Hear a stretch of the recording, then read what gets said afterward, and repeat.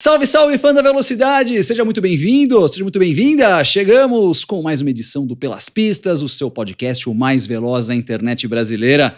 Fim de semana do Grande Prêmio de São Paulo, provas em Interlagos, provas no plural, tivemos o pequeno prêmio de Interlagos de São Paulo com a Sprint, tivemos a corrida principal, mais uma vitória do Max Verstappen, mas muita coisa interessante aconteceu aqui em Interlagos e vamos resumir agora, sem contar outros assuntos também. Temos a final da NASCAR e também temos um convidado hoje no nosso programa, alguém também com história na Fórmula 1, em transmissões, em pista, também comissário agora aqui para bater um papo com a gente. Então vamos nessa, tá no vídeo, aquele like no vídeo, se inscreva no canal, ative as notificações, compartilha com a galera da velocidade. Estamos aqui hoje, Christian Fittipaldi. Tudo bem, Christian? Como a gente ainda não falou quem é o nosso convidado, né? Só vamos dar uma dica. Eu até fiquei chocado, 19 anos de televisão. 19 anos de televisão, oficial. Meu, o cara tá ficando velho, hein, fez, né? Não sou só eu que fico velho, né? Todo mundo tira sarro da minha cara, o Nelsinho. Você, inclusive, começou a tirar. O engajamento cresce. A Cal é a única que tá do meu lado. E porque você não sabe nos bastidores. E eu devia ter calado a boca, não devia ter falado nada. Bora então revelar quem é o nosso convidado. Christian, faça as honras aqui, seu amigo. Bom, estou aqui com Luciano Burti. Boa, Burti. Bem-vindo. Tudo jóia? Beleza, Thiago, Christian. Obrigado pelo convite. Eu ia falar, cara, esse cara aqui, pra mim, na verdade, gosto do convite não só por ser meu amigo, mas é meu instrutor de bicicleta. Ah, é? Opa. É mesmo? Pedala há 10 anos graças a Christian Fittipaldi. Jura? Opa. Ele que me levou lá e me pegou pela mão, assim, vamos lá comprar uma bike aqui que você vai gostar. Mas ele te levou na loja, ele quis vender a bike dele pra você? Não, ele não tinha interesse comercial, não. Foi só pra ajudar o amigo e ajudou. Não tem noção como, né, cara? Tem 10 anos que eu pedalo. Eu levei ele na loja, só que ele deu o cartão de crédito dele, não foi o meu cartão de crédito. Mas pelo mundo de bike que eu sei de vocês dois, vocês foram pra mundos um pouco diferentes até. Você é mais do road, asfalto, o cara é mountain bike. Mountain bike. O cara me levou pra pedala de mountain bike uma vez, na hora que eu vi ele descendo aqui, eu falei, deixa ele, cara, não vou me meter nessa, não. Ele cai, quando você bateu outro dia? Eu já me quebrei também, tá? Já? Opa. O que foi? Meu escápula, clavícula, fiquei 13 dias no hospital. Tombo besta, mas quebrou. Você ficou o quê? 13 dias no hospital? Tô cheio de pino aqui e tal, mas tudo bem. Se eu jogasse vôlei, ia ter problema, né? Tá. Mas... Não, eu fiquei 4 dias no hospital, mas daí ninguém sabe. Pra mim foi 6 costelas e um pulmão perfurado. Costela eu trinquei também, mas Deus me livre, perfurar pulmão, não. Mas, cara, esse é o lado ruim da bicicleta, tá? Tipo, pode machucar. Quero mandar um abraço pro seu Wilson Fittipaldi, que tá nos acompanhando aqui no episódio. Ele descobriu que o filho... Qual que você aprontou outro dia? O que eu falei aqui no Que você programa? dirigia escondido pra escola. Essa eu fiquei sabendo. Não, teve uma vez... Que ele também não sabia, agora que você perfurou Thiago, um pulmão. Teve uma vez que ele foi correr de Stock Car, eu acho. Eu sei lá pra onde que ele foi. Eu sei que ele foi viajar, eu peguei o carro dele, eu bati o carro dele.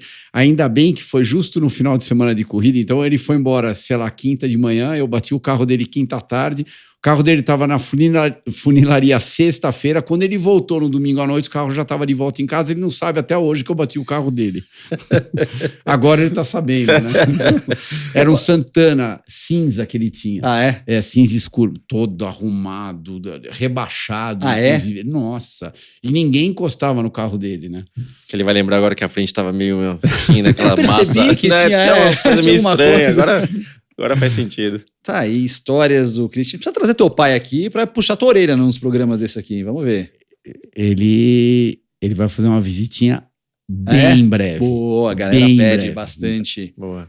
Espetacular. Turma, vamos falar então aqui sobre nossas provas. Inclusive você estava com seu pai em Interlagos esse fim de semana. Domingo. Isso. Sexta e sábado eu estava trabalhando pro C6, junto com alguns convites, não. Alguns clientes especiais deles. Tá. E daí domingo eu levei meu pai e, que nem o ano passado. Ele adorou, né? Imagina. É a vida dele, né? Criança no playground, né? Exatamente. E você também trabalhou esse fim de semana numa posição diferente, né, Burti? Bastante, cara. Com certeza mais do que eu. Primeiro, até para não esquecer, eu queria também agradecer a direção da Globo que liberou para vir aqui. Claro. Não é normal, né? A Globo tem a sua maneira de lidar com os funcionários para deixar tudo dentro de casa, mas pedi, né? Expliquei, liberaram, então agradeço, não vou esquecer disso. Sensacional. E sim, cara, Thiago, eu aceitei o convite lá para ser comissário de verdade, para ter uma experiência que me ajudasse, inclusive, nas transmissões. Porque é muito fácil a gente reclamar, né, da direção de prova, do comissário, de uma punição certa ou errada. E eu nunca tive, né, a experiência de estar do outro lado da mesa e ver quais são as dificuldades. Porque, pô, às vezes são erros ali cometidos, tem uns que não dá nem para justificar, mas outros que você também não sabe quais são as dificuldades. Então, quando eu recebi o convite, até também tem que destacar, né, o presidente Renan Guerra, da CBA, presidente da CBA, quem me convidou, mas foi muito legal, foi por indicações, né?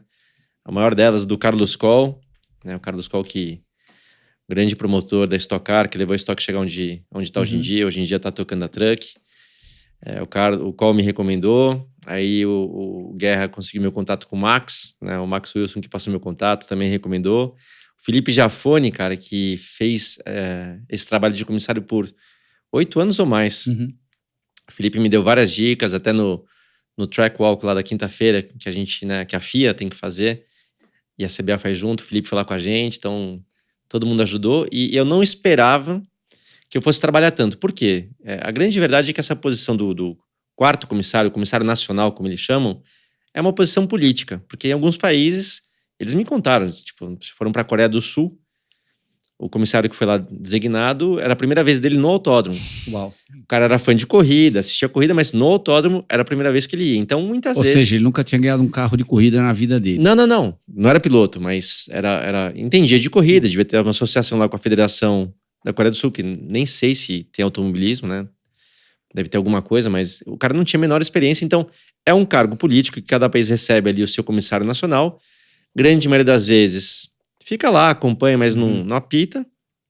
Mas em outras situações que eles podem contar com esse piloto, alguém que realmente tem experiência no negócio, eles acabam incluindo, mas sem obrigação. Meio que você vai conquistando espaço, né? E, cara, quando eu fui ver, eu tava no jogo de verdade. Então, desde quinta-feira lá, checar a pista, começar a olhar, inclusive a pista, nunca tinha feito isso de alguns detalhes. Tudo bem que eu Felipe Maluí e o Nono Figueiredo, a gente fez muito isso pela Stock. Que ano que você correu de Stock? Ou quais anos que você correu de Stock?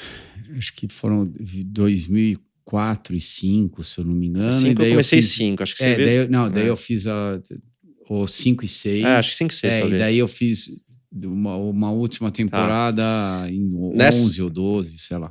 Nessa época que o Christian com certeza estava indo pro hotel, a gente ficava na pista lá, eu, Maluí e Nono, trabalhando com a CBA para tentar melhorar a segurança, algumas coisas. Então, eu já tinha feito algo para tentar ajudar a CBA, ajudar os comissários, ajudar o promotor, mas nunca com esse olhar que eu vejo que a FIA tem, né? Muito mais detalhista, né? Um outro mundo, né? Em relação à FIA, não somente Fórmula 1, mas a FIA de modo geral.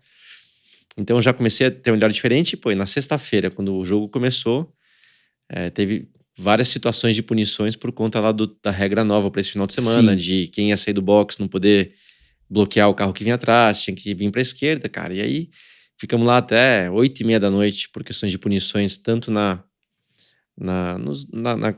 no treino e na classificação também, né? Aí o Ocon, Russell e mais um. Ocon, Russell e Gasly. E Gasly. E aí todos os pilotos, legal também dos pilotos, vêm até nós, explicam. Aí, cara, né? E não vou citar nomes aqui, até tem que ser, né? O que aconteceu lá é deles, não é meu. Mas posso falar que a mesma conversinha furada que a gente usava para falar com os comissários, né? Algumas até que pertinentes, tá. Mas algumas você sabe falar, velho, eu já sei como é que é esse jogo, não precisa contar essa historinha pra mim. A gente vai falar da corrida, uma vez piloto, sempre piloto. A gente vai falar da corrida, claro, aqui das duas provas, então, mas já que estamos no treino, tem uma situação que acho que foi a situação, talvez, uma das situações do fim de semana, então você pode contar pra gente, que foi, né, Christian? Aquela volta do Ocon com o Alonso. Que isso foi no sábado, né? Sábado de manhã. No sábado de manhã, no shootout da Sprint Race. Que também muita gente... Nossa, as redes sociais pegando fogo, culpa de um, culpa do outro. Sim. Como que vocês interpretaram isso? A gente quer saber também como foi lá. Quer falar primeiro, Christian? Você vai falar? Antes de começar, a gente até comentou um pouquinho a respeito. Eu tô tendencioso à culpa do Alonso.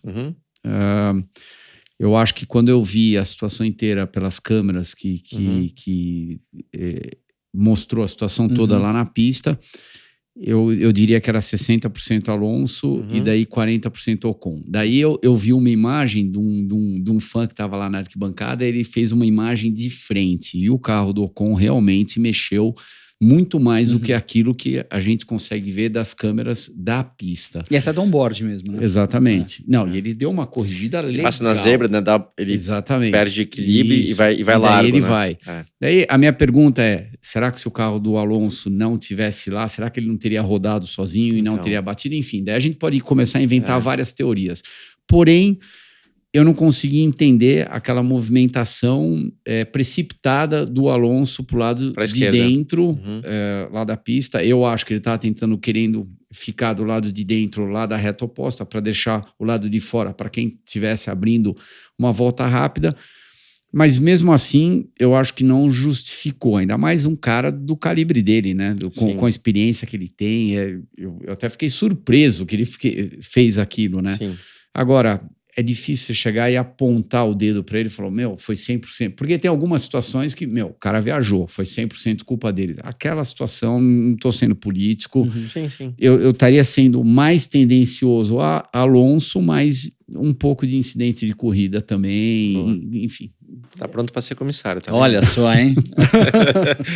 Cara, então, de novo, tá? Eu vou falar. Eu vou opinar do jeito que eu fiz lá, mas algumas coisas que foram faladas lá, eu Vai ter que manter. tenho que segurar, porque os pilotos explicaram. E o legal, só que eu vou trazer, até para as pessoas entenderem como é que funciona, né? O que você falou é exatamente isso. Então, vem muita imagem, vem muita informação. Antes mesmo de escutar os pilotos, as equipes trouxeram a imagem da arquibancada, a mesma que você viu, né? Um torcedor filmou, postou, então dá para você ter uma visão diferente. E aí você vê que os caras também já são muito bem preparados. Isso que você falou é verdade, tá?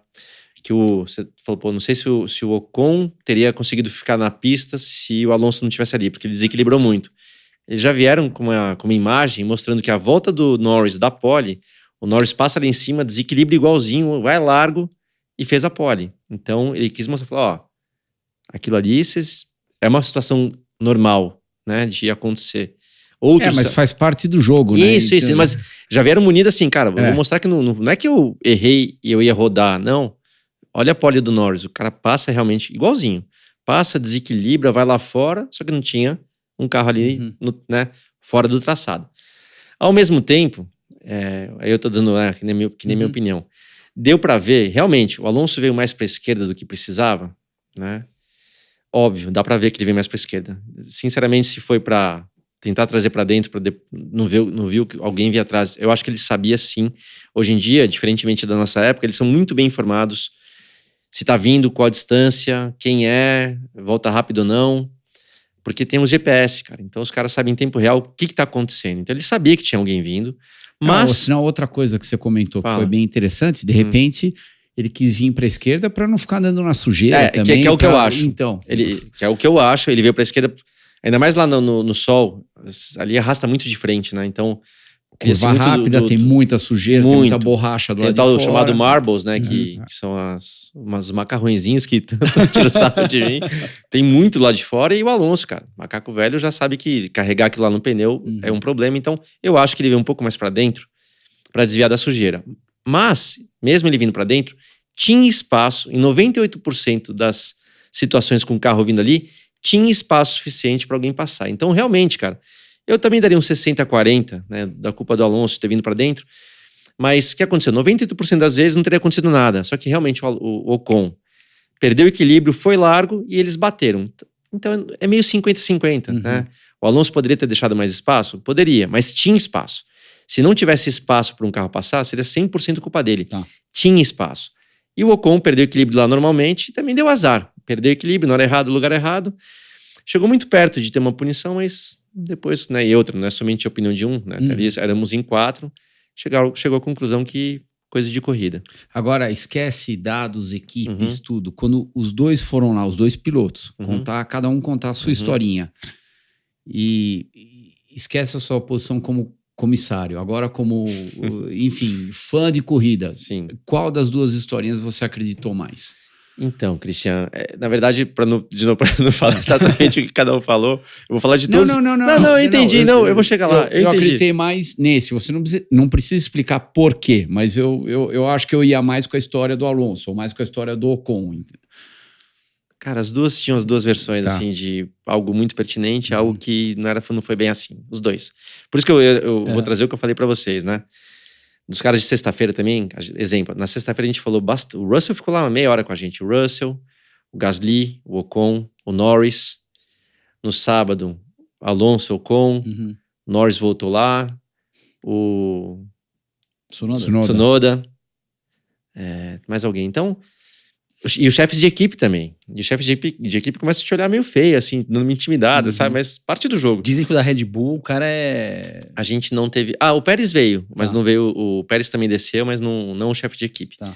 As histórias, cara, eu comparei isso aí. Seja piloto de Fórmula 1, seja de Stock Car, ou seja, é tudo mais ou menos igual. Então, o cara traz coisas muito pertinentes que fala, pô, né, faz sentido, mas ao mesmo tempo dá aquela exagerada, dá uma desviada, dá uma desculpinha, que a gente sabe como é que funciona. Lógico. A gente sabe como é que Cada funciona. um tá tentando Então, puxar a pra sardinha pro seu lado. E né? responder, então, nenhuma das duas foi mais Mais convincente. convincente ou não. Teve um pouco de cara, entendeu? É isso, cara. Então foi legal, mas foi interessante ver. E importante falar. E como é que eu, então, tomava a minha decisão Sim. do que eu achava, né? Que é uma coisa também que eu tive que resetar um pouco, porque ouvindo os caras, fala, putz, eu faria igualzinho, cara. Uhum. Né? Eu entendo o que ele tá falando porque eu faria igual. Mas eu tinha que falar, opa, volta aqui. O que a regra diz, cara? Boa. É preto no branco, não tem cinza. Então, o que a regra diz? Tal, então, cara, independentemente se tá falando algo que faz sentido, que eu faria igual você, tá errado. Então, Agora, acho que todo mundo tá assistindo ou ouvindo e ficou curioso. Quase saiu a punição pra quem? Você falou, quase saiu uma punição. cara, eu não sou muito político, mas eu sei que na situação tem que tá Não, lá, sim. né? É de dentro de casa. Tentei. Em casa eu tentei dar essa... Mas é que realmente, até o Jafone, quando veio aqui, ele comentou que tem coisas que vocês não podem abertamente falar, tudo. Então... E eu vou te falar bem a verdade, tá? Não é que o cara fala assim, assina aqui que você não pode Tá. falar, mas tá claro lá que, o que tá ali dentro, fica ali dentro. E eu soube que alguns falaram mais do que deviam e nunca mais Entendi. voltaram lá. Não que eu quero fazer isso da vida, não é isso, mas né, não quero também fechar Sim, a não, porta e justo, tal. justo. Então, teve gente que falou demais. Soube de casos que tinha gente que tava ali dentro e ficava passando mensagem para outros, e aí Nossa. saía na imprensa antes de sair a decisão. Então, já aconteceu muito tempo atrás, mas já aconteceu. Uhum. Então, isso não é bem-vindo lá, né? Óbvio. Tá certo. Estamos aqui com o Luciano Burti no nosso programa no Pelas Pistas, então, pô, um papo desse aqui tá só no começo, se não tiver o seu like aqui, pô, a gente não sabe mais o que faz aqui pra vocês. Dá o like. Like no vídeo, tá vendo? Até o Burti tá pedindo like, não sou eu que tô pedindo, o Christian, ou o Nelsinho, Imagina, não. o convidado. O convidado pedindo like. É. Hein? E, primeiro que isso é uma honra, isso nunca aconteceu. Imagina, Todos os outros convidados que a gente trouxe, ninguém pediu like. Tá vendo? Aqui. Boa. Turma, provas. Começar algum destaque inicial, algo da sprint, da corrida, como Vou sempre vocês... deixar pro mais velho aqui, Sim. né? Aqui assim funciona, né? Não, que ele trouxe as anotações dele hoje, inclusive, tá. aqui, olha Aqui, só. ó. Envelope, não tem nada dentro do envelope. Igualzinho o Thiago, né? Isso, Igualzinho. Anotações da corrida: Thiago Alves, Christian Fittipaldi. Tá aqui. Manda. Quer começar pela sprint? Alguma coisa da sprint quer destacar? Ou já quer ir para a prova principal?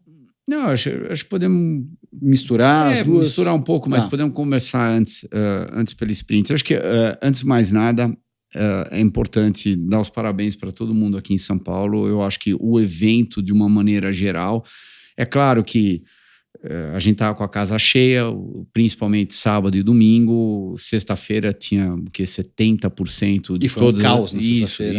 e foi um caos por causa da chuva, tudo, Sim. mas de uma maneira geral, acho que o evento foi muito legal, muito bem organizado. Sexta e sábado eu tive a experiência de chegar de micro-ônibus com convidados, então eu estava numa posição diferente daquela que a gente está normalmente, com credencial de carro, sei lá, mais a sua de boxe, então você para nos lugares privilegiados, né? E foi tranquilo, absolutamente não teve problema nenhum. Eu vou dizer que no sábado eu peguei um pouco de trânsito, foi um pouco de perrengue para ir embora, mas normal, de acordo com qualquer evento grande.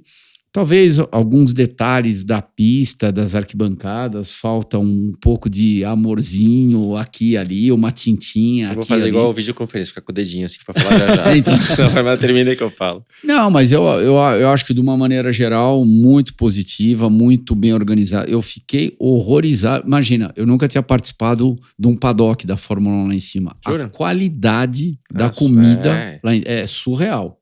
Não, surreal. Então, quem tem a oportunidade de ser convidado para ir assistir o Grande Prêmio do Brasil por uma empresa, vá, por favor. E você sabe que tem gente que é convidada e que não aparece. Não, é que não vai. Eu fiquei impressionado. Da próxima vez que vocês souberem de alguém, avisa. Avisa, que, né? Pô, avisa. Tava num bom esquema também, mas avisa aqui, né? Não, mas Não eu tem acho que até na hora lá do pit walk, track walk lá que eles chamam, bem organizado para isso, lá da visita dos boxes, que eu entrei junto com acho que naquela hora a gente estava acompanhando 4 ou 5 clientes e, entrou todo mundo comportado, daí o pessoal começou a meio que tocar todo mundo para fora, todo mundo saiu de novo. Então, eu acho que de uma maneira geral, muito positivo. Agora, voltando para as coisas importantes, né? Então só para não mudar de assunto, deixa eu comentar, porque eu nem ia falar sobre isso, mas é legal você puxar, que eu lembrei o seguinte, só para completar também, eu falo que eu tive bastante trabalho, cara. Na sexta-feira, saí da pista 8h30 da noite, cheguei lá, né, 9 da manhã. No sábado, que foi mais tranquilo, porque não teve tanta confusão, saí da pista, sei lá, 6 da tarde, e ontem saí 7h30 da noite. Então, assim, é bastante trabalho. Inclusive, o que me lembrou isso foi porque ontem, na verdade, não teve confusão na corrida, não teve que falar com nenhum piloto, mas por conta da invasão do público ali, vocês souberam, né? Sim. Na área de escape desce do Senna, começaram a invadir, deu a bandeirada, os caras, invadiram, mas tinha carro na pista ainda, né? Então, super perigoso. E pra FIA ver aquilo lá, cara, os caras arrepiam de medo de alguma coisa acontecer. E eu não sabia que isso também o comissário tem que participar, de chamar os organizadores da prova, terem uma explicação. Os comissários têm que questionar algumas coisas, assinar um documento. Isso eu não sabia que também era papel do comissário, mas fiquei lá por conta disso. E aí, sem falar exatamente desse ponto, tá? Só para também explicar o que aconteceu. Derrubaram ali um portão, derrubaram um portão e entraram, né? Obviamente o portão não era forte o suficiente, obviamente talvez não tivesse segurança suficiente, então tem pontos também que foram falhos, mas também aquela atitude brasileira de, vamos para cima, quebra o portão. Enfim, esse é um assunto que eles vão resolver, né, em relação à segurança, mas antes disso, tá? Quando se fala da quinta-feira, que a gente fez o track walk e tal, que é uma coisa muito de Brasil também. Aconteceu o evento, vou chutar aqui 2 meses atrás. O The Town, 50 dias atrás, mais ou menos. 50, vamos arredondar 2 meses, né? A minha filha foi, inclusive. Então, beleza. Não, e nada contra o evento. Super legal, e utilizando Interlagos para eventos diferentes. Justifica muito Interlagos ser uma propriedade da cidade e tudo mais. Tem que ter outras coisas além de automobilismo. Tudo bem. Só que aquele jeitão brasileiro, cara, basicamente o que eu vi, o quanto a organização da prova sofreu para botar de novo Interlagos em ordem, relativamente em ordem. Cara, detonaram Interlagos ali, as áreas de grama, de escape, etc. Entrava um caminhão no molhado, acelerando como se não fosse um autódromo aquilo lá. Voltavam para a pista com sujeira, vazou óleo quando vaza no asfalto, tem que ter logo um produto que você põe para absorver, senão ele penetra no asfalto e não sai nunca mais. Imagina, ficou lá. Então, assim, detonaram muito Interlagos, não teve uma responsabilidade de quem estava ali trabalhando com o evento, de entender que aquilo é um autódromo, né, que tem as áreas ali que precisam ser preservadas e que 50 dias depois, tinha o maior evento do ano. Sim. Então, teve muito problema, né? Quando eu falo que, de repente, faltou um portão melhor, isso, aquilo, muito foi investido de dinheiro, do orçamento. Existe um orçamento como qualquer negócio. Muito foi investido de dinheiro, de tempo e tal, para recuperar coisas que já deviam estar em ordem. Sim. Né? Então, tô dando esse toque, não para ficar apontando o dedo, mas que daqui 2 anos vai ter o The Town de novo e terão outros eventos, e tem que ter uma organização aí, por responsabilidade da prefeitura, dos organizadores e tal, de lembrar, cara, que aquilo é um autódromo de corrida e que tem que ser preservado minimamente, né? Então, evento grande, gente pra caramba e tal, a gente sabe que vai bagunçar um pouco, mas algumas coisas tem não que podem ser acontecer, né? Exatamente. Então, tem mas eu acho também. que aí no caso você puxou um pouco pro lado um pouco mais técnico. Que óbvio que você estava mais por dentro disso daí que estava acontecendo do que eu. E você tem razão nisso que você acabou de falar. É importante fazer outros eventos, mas vai fazer outro evento, não pode destruir a pista, sei lá, 30, 40 dias antes. Sim. Agora eu estava comentando do ponto de vista de evento, né? Sim. O evento foi muito positivo. E cresceu mesmo. Foi o maior muito bem organizado. Sim. Visualmente você vê que cresceu. Isso. Não, é legal você ir para Interlagos e você ver a casa cheia sábado e domingo. Tava lotada a pista. Legal. Boa. Prova, pista, carro passando a 300 por hora. Vamos lá, o que vocês têm de destacar? Eu gostei muito da prova de sprint do sábado. Torci pro Norris largar bem, mas não largou. Nada contra o Verstappen, mas só pra gente dar ver o jogo, Exatamente. né? A gente sabe que o cara vai largar e pum. Pra dizer a verdade, em alguns aspectos achei a sprint melhor do que a corrida principal. Eu também achei. Salvo a última volta, né? Mas concordo plenamente. A corrida foi... Domingo a corrida foi meio chatinha. Não, tinha muita gente, passando muita gente. Isso daí foi legal na sprint. E a outra coisa que me chamou muita atenção na sprint eram as linhas diferentes que o Alonso estava explorando. Isso foi uma aula... Então, ele explorou de novo na corrida principal, mas na sprint... Era quase traçado de chuva ali exatamente, na junção, você via ele explorando o lado de fora. Adorei aquela passada que acho que foi o Hamilton, que deu logo na freada do lago, na primeira volta, ele deu por fora. No Pérez, exatamente. Deu uma enterrada lá no Pérez. Daí, o mesmo seja dito, gostei muito da enterrada que o Pérez deu no Russell. Pérez, só que daí foi no domingo, na corrida principal. Sim. O Pérez de DRS, então óbvio que estava descendo mais rápido que o Russell. Daí ele chegou na freada, ele não estava lado a lado, daí ele meio que, eu vou dar uma arriscada, deve ter soltado no freio um pouquinho mais, deu aquela soltadinha, o carro apareceu do lado do Russell, o Russell não tinha mais o que fazer, não dava mais para ele entrar. Então eu acho que muito boa a corrida da sprint, menos, como eu posso dizer, menos exciting, né? Empolgada. Então, empolgada a corrida meio principal, morna, né? meio morna, mas... Interlagos tem os seus méritos de ter renovado até 2030, porque a pista é muito boa aqui. A pista gera muito vácuo, a pista é difícil e... Desculpa, eu já vou terminar, Luciano. A última coisa que é muito bom aqui de Interlagos é que todo mundo corre em circuito sentido horário, 90% do ano.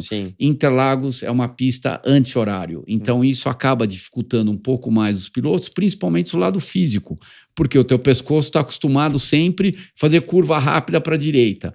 É a mesma coisa quando você ia para a Turquia, que tinha aquela curvona longa para a esquerda. Então, é a Turquia, é Interlagos, de repente uma corrida ou outra, mas o resto é tudo para a direita. Eu costumo dizer, uma corrida ruim em Interlagos é melhor do que muita corrida boa em lugares diferentes. Então, eu queria ouvir até a opinião de você, você que andou já de tudo, oval, etc. E você que acompanha muito também de automobilismo.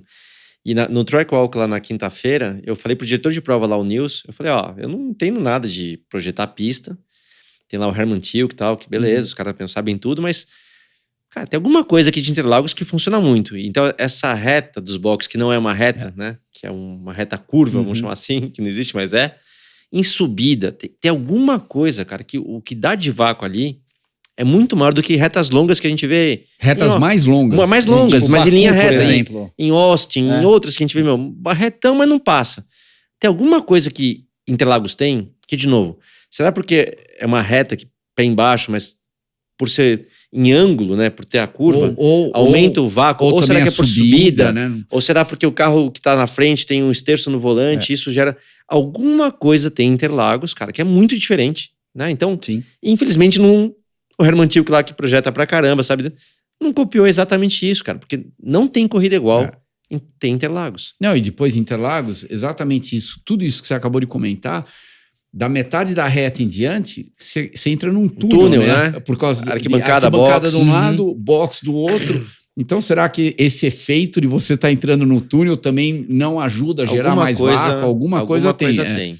A junção excelente também, que não é nem de baixa nem de alta, é mais de média para baixa.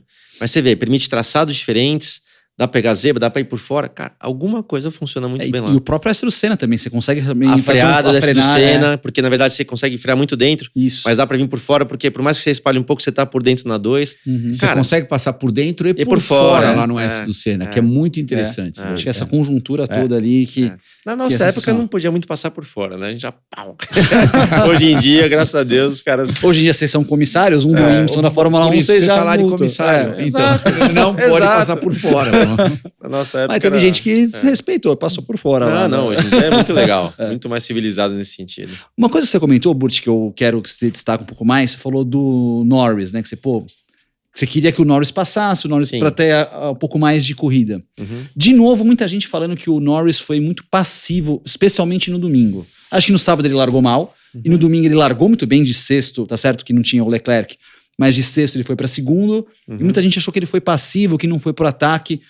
Como que você vê essa situação do Norris? De fora do carro, eu entendo que o cara não atacou, o cara chegou ali, veio na reta ali do box, pegou o vácuo no lago e de repente o cara sumiu. Gente, tem que lembrar que os caras também têm lá o deploy da energia, que usam energia para aumentar, e o Norris naquela volta usou a energia que ele tinha lá para tentar passar, não deu, tava a bateria seca, o Verstappen com a bateria carregada, usou aquela volta para abrir o gap de novo e quebrar o DRS e acabou a história. Uma vez você quebrou, esquece. Esquece. E aí, de novo, tem toda uma questão de administração não é só o desgaste de borracha, mas principalmente de temperatura do pneu.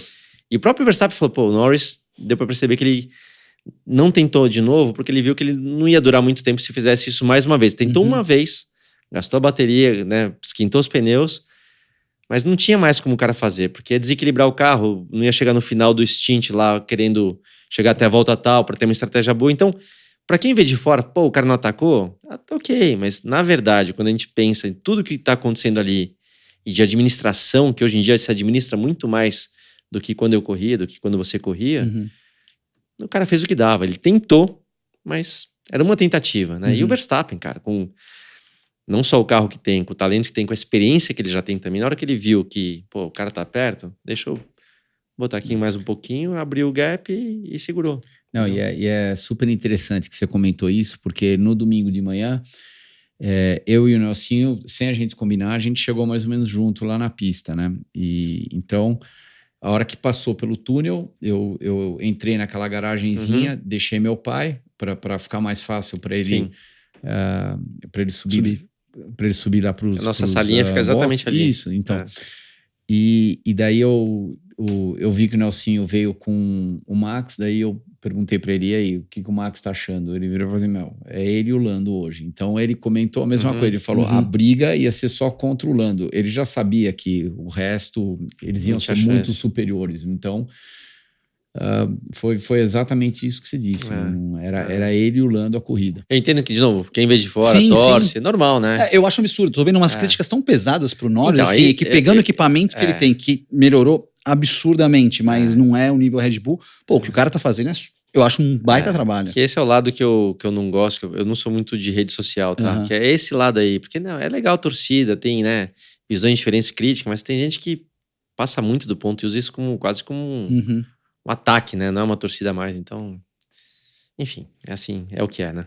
Inclusive, ele uma hoje de manhã, né? O 13º pódio do Lando iguala a Heidfeld, os maiores conquistadores de pódio na Fórmula 1 sem nenhuma vitória. Agora, o cara subiu já 13 vezes no pódio de Fórmula 1. Eu ia falar isso agora. Você sabe melhor do que eu. Exato. Não, eles falam isso como se subir no pódio da Fórmula 1 fosse a coisa mais fácil do mundo. Mas tudo bem. Nossa. É que eu acho que a gente pega esses números tão... por exemplo, o Max chegou a 52 vitórias. Parece que é tão fácil ganhar. Ganhei 50 na Fórmula 1. É difícil você mensurar o que é ganhar uma vez. Primeiro que é chegar na Fórmula 1. O que é chegar num pódio, conseguir uma vitória. É uma coisa... É que a gente pega realmente os grandes números. Aliás, o Max tem até uma estatística que é surreal aqui. Ele emplacou, além das 52 vitórias, ele tá uma de empatar com o Vettel e ser o terceiro maior ganhador da história da Fórmula 1. Ele tem o maior percentual de vitórias em uma temporada da Fórmula 1. Sem dúvida. O recorde era do Ascari, de 52, que eram 8 corridas, ele venceu 6. Ele já tem 17 vitórias em 20 esse ano. É 85%. Se ele não vencer mais nenhuma, vai chegar a 77%. Se ele ganhar as próximas duas, ele vai ganhar 86%. Do Ascari, qual o percentual? 75%. 75%. Eram 8 corridas na época, ele venceu Sim, 6. sim. O Max tá com 17 de 20. Se Não, ele ganhar as próximas 2, ele vai chegar a 86%. E uma coisa que eu falo do Max, cara, o melhor carro tá na mão dele. Ok, Uhum. mas tudo que aconteceu, choveu, largou atrás, tudo que aconteceu. Você vê a classificação mesmo aqui, a principal na sexta, que aquele... Eu achei que a pista estivesse molhada, mas foi tanto vento, e esses carros são muito sensíveis ao vento, né? Na parte aerodinâmica. Que, piorou 1 segundo só de vento. E, cara, o cara não erra uma freada. Quer dizer, errar ele erra. Sim. Mas na hora do vamos ver, o cara não erra. Já teve de tudo pra ele perder algumas dessas vitórias. Ele ganha o campeonato, mas, cara, o cara não erra. O cara faz. O cara tá entregando de um jeito que é fora de série mesmo, né? É engraçado que você está comentando isso, né? Porque a gente tinha feito esse comentário, eu acho que foi logo depois do Grande Prêmio do Canadá. Aquela situação de chuva no treino, na classificação. O Max realmente superior aos outros, mas eu vi isso esse final de semana na sexta-feira de manhã. Se você pintasse todos os carros de preto, todo mundo saiu do box, capacete preto, tudo. Sim. E eu tava prestando atenção na primeira freada do S do Senna. É claro quem é o Max Verstappen freando e quem são os outros carros. É claro, você não precisa nem olhar no cronômetro, você não precisa olhar para nenhum carro, você não precisa fazer absolutamente nada. Todos os carros iguais, mesmo capacete, tudo, dá para ver.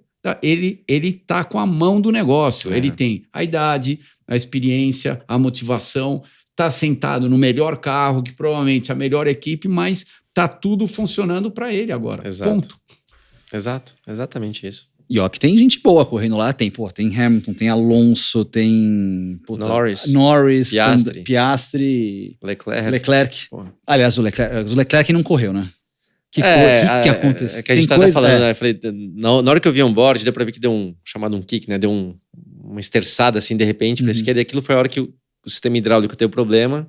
Você fica sem direção hidráulica, e você sabe que é sem direção hidráulica, de repente vê um peso absurdo, e na sequência trava, né? Acho que trava câmbio, alguma coisa, e o cara sai rodando embaixo. Então, na hora que eu falei, aí bateu, eu vi esse movimento esquisito no volante, falei, putz, algum problema aconteceu, né? Cara, acontece. Quebrou, né? E provavelmente pelo tipo de asfalto, aliás, o asfalto de Interlagos está precisando todo mundo tá sabendo, precisa de recapear, já são 8 anos que trocou, eu achei que era muito menos, cara. Eu também achei. 8 anos. Nossa, 8 anos? É? Você me surpreendeu agora. Não, eu também. Quando eu fui na pista que eu vi lá que realmente fizeram ali aquela faixa por dentro no laranjinha, que também não foi ideal, porque, ok, fizeram bem feito, direitinho, só que aí atrapalhou para alguém tentar ir por fora, porque por dentro tava com muito mais aderência do que o asfalto antigo por fora. Então, arrumaram um probleminha, mas causaram outro. E é óbvio que um lado da pista deve ficar um pouquinho mais alto do que o outro. Ou será que ficou igual? Não, você andou na pista, fica exatamente eu não andei igual? de carro, mas quando eu andei lá, foi o que eu vi. Falei, cara, fizeram muito bem, tava muito nivelado, né? Nivelado. Mas teve um cara que falou pra gente, não lembro se foi o Norris lá, que eu perguntei quando vieram falar, o Russell, ele reclamou, falou, cara, não dá pra ir por fora, porque por fora tem menos aderência. Então eu falei, putz, na corrida a gente ia ver algumas brigas ali, não aconteceu, mas tudo bem. Chega na curva seguinte, lá o S, você vê já assim, deteriorado, você já vê aquele mais pedra do que asfalto. Então tá precisando, né, desse investimento, e talvez agora, como renovou o contrato, tem toda essa questão aí de investir no autódromo por mais tempo. Sim. Vai precisar disso. E por que eu puxei o assunto do asfalto? Mesmo o Leclerc largando em segundo, pelo asfalto de Interlagos, pela temperatura que estava e pela estratégia que acabou sendo a melhor, macio, médio, macio, a Ferrari não ia andar bem. Né? A Ferrari não ia ter um desempenho bom para... Que nem o Sainz andou mais ou menos, mas não para brigar pelo pódio, porque a Ferrari tem problema de desgastar muito o pneu, principalmente o pneu traseiro. Então, as condições, o pneu duro não estava funcionando. Então, a Ferrari mesmo largando ali, ia marcar pontos, mas dificilmente ia conseguir ficar ali entre os 3 primeiros. E também historicamente, né, não só de Fórmula 1, mas também das outras categorias, Interlagos é uma pista onde consomem bastante pneu, não é de repente... De muita tração, né? Sei lá, que nem Rio de Janeiro, entendeu? Isso. Rio de Janeiro, eu lembro... eu nunca cheguei a correr de Fórmula 1 lá, mas eu lembro de Fórmula Ford, de Fórmula 3, eu saía do box... vinha devagarzinho em segunda, terceira, a volta inteira.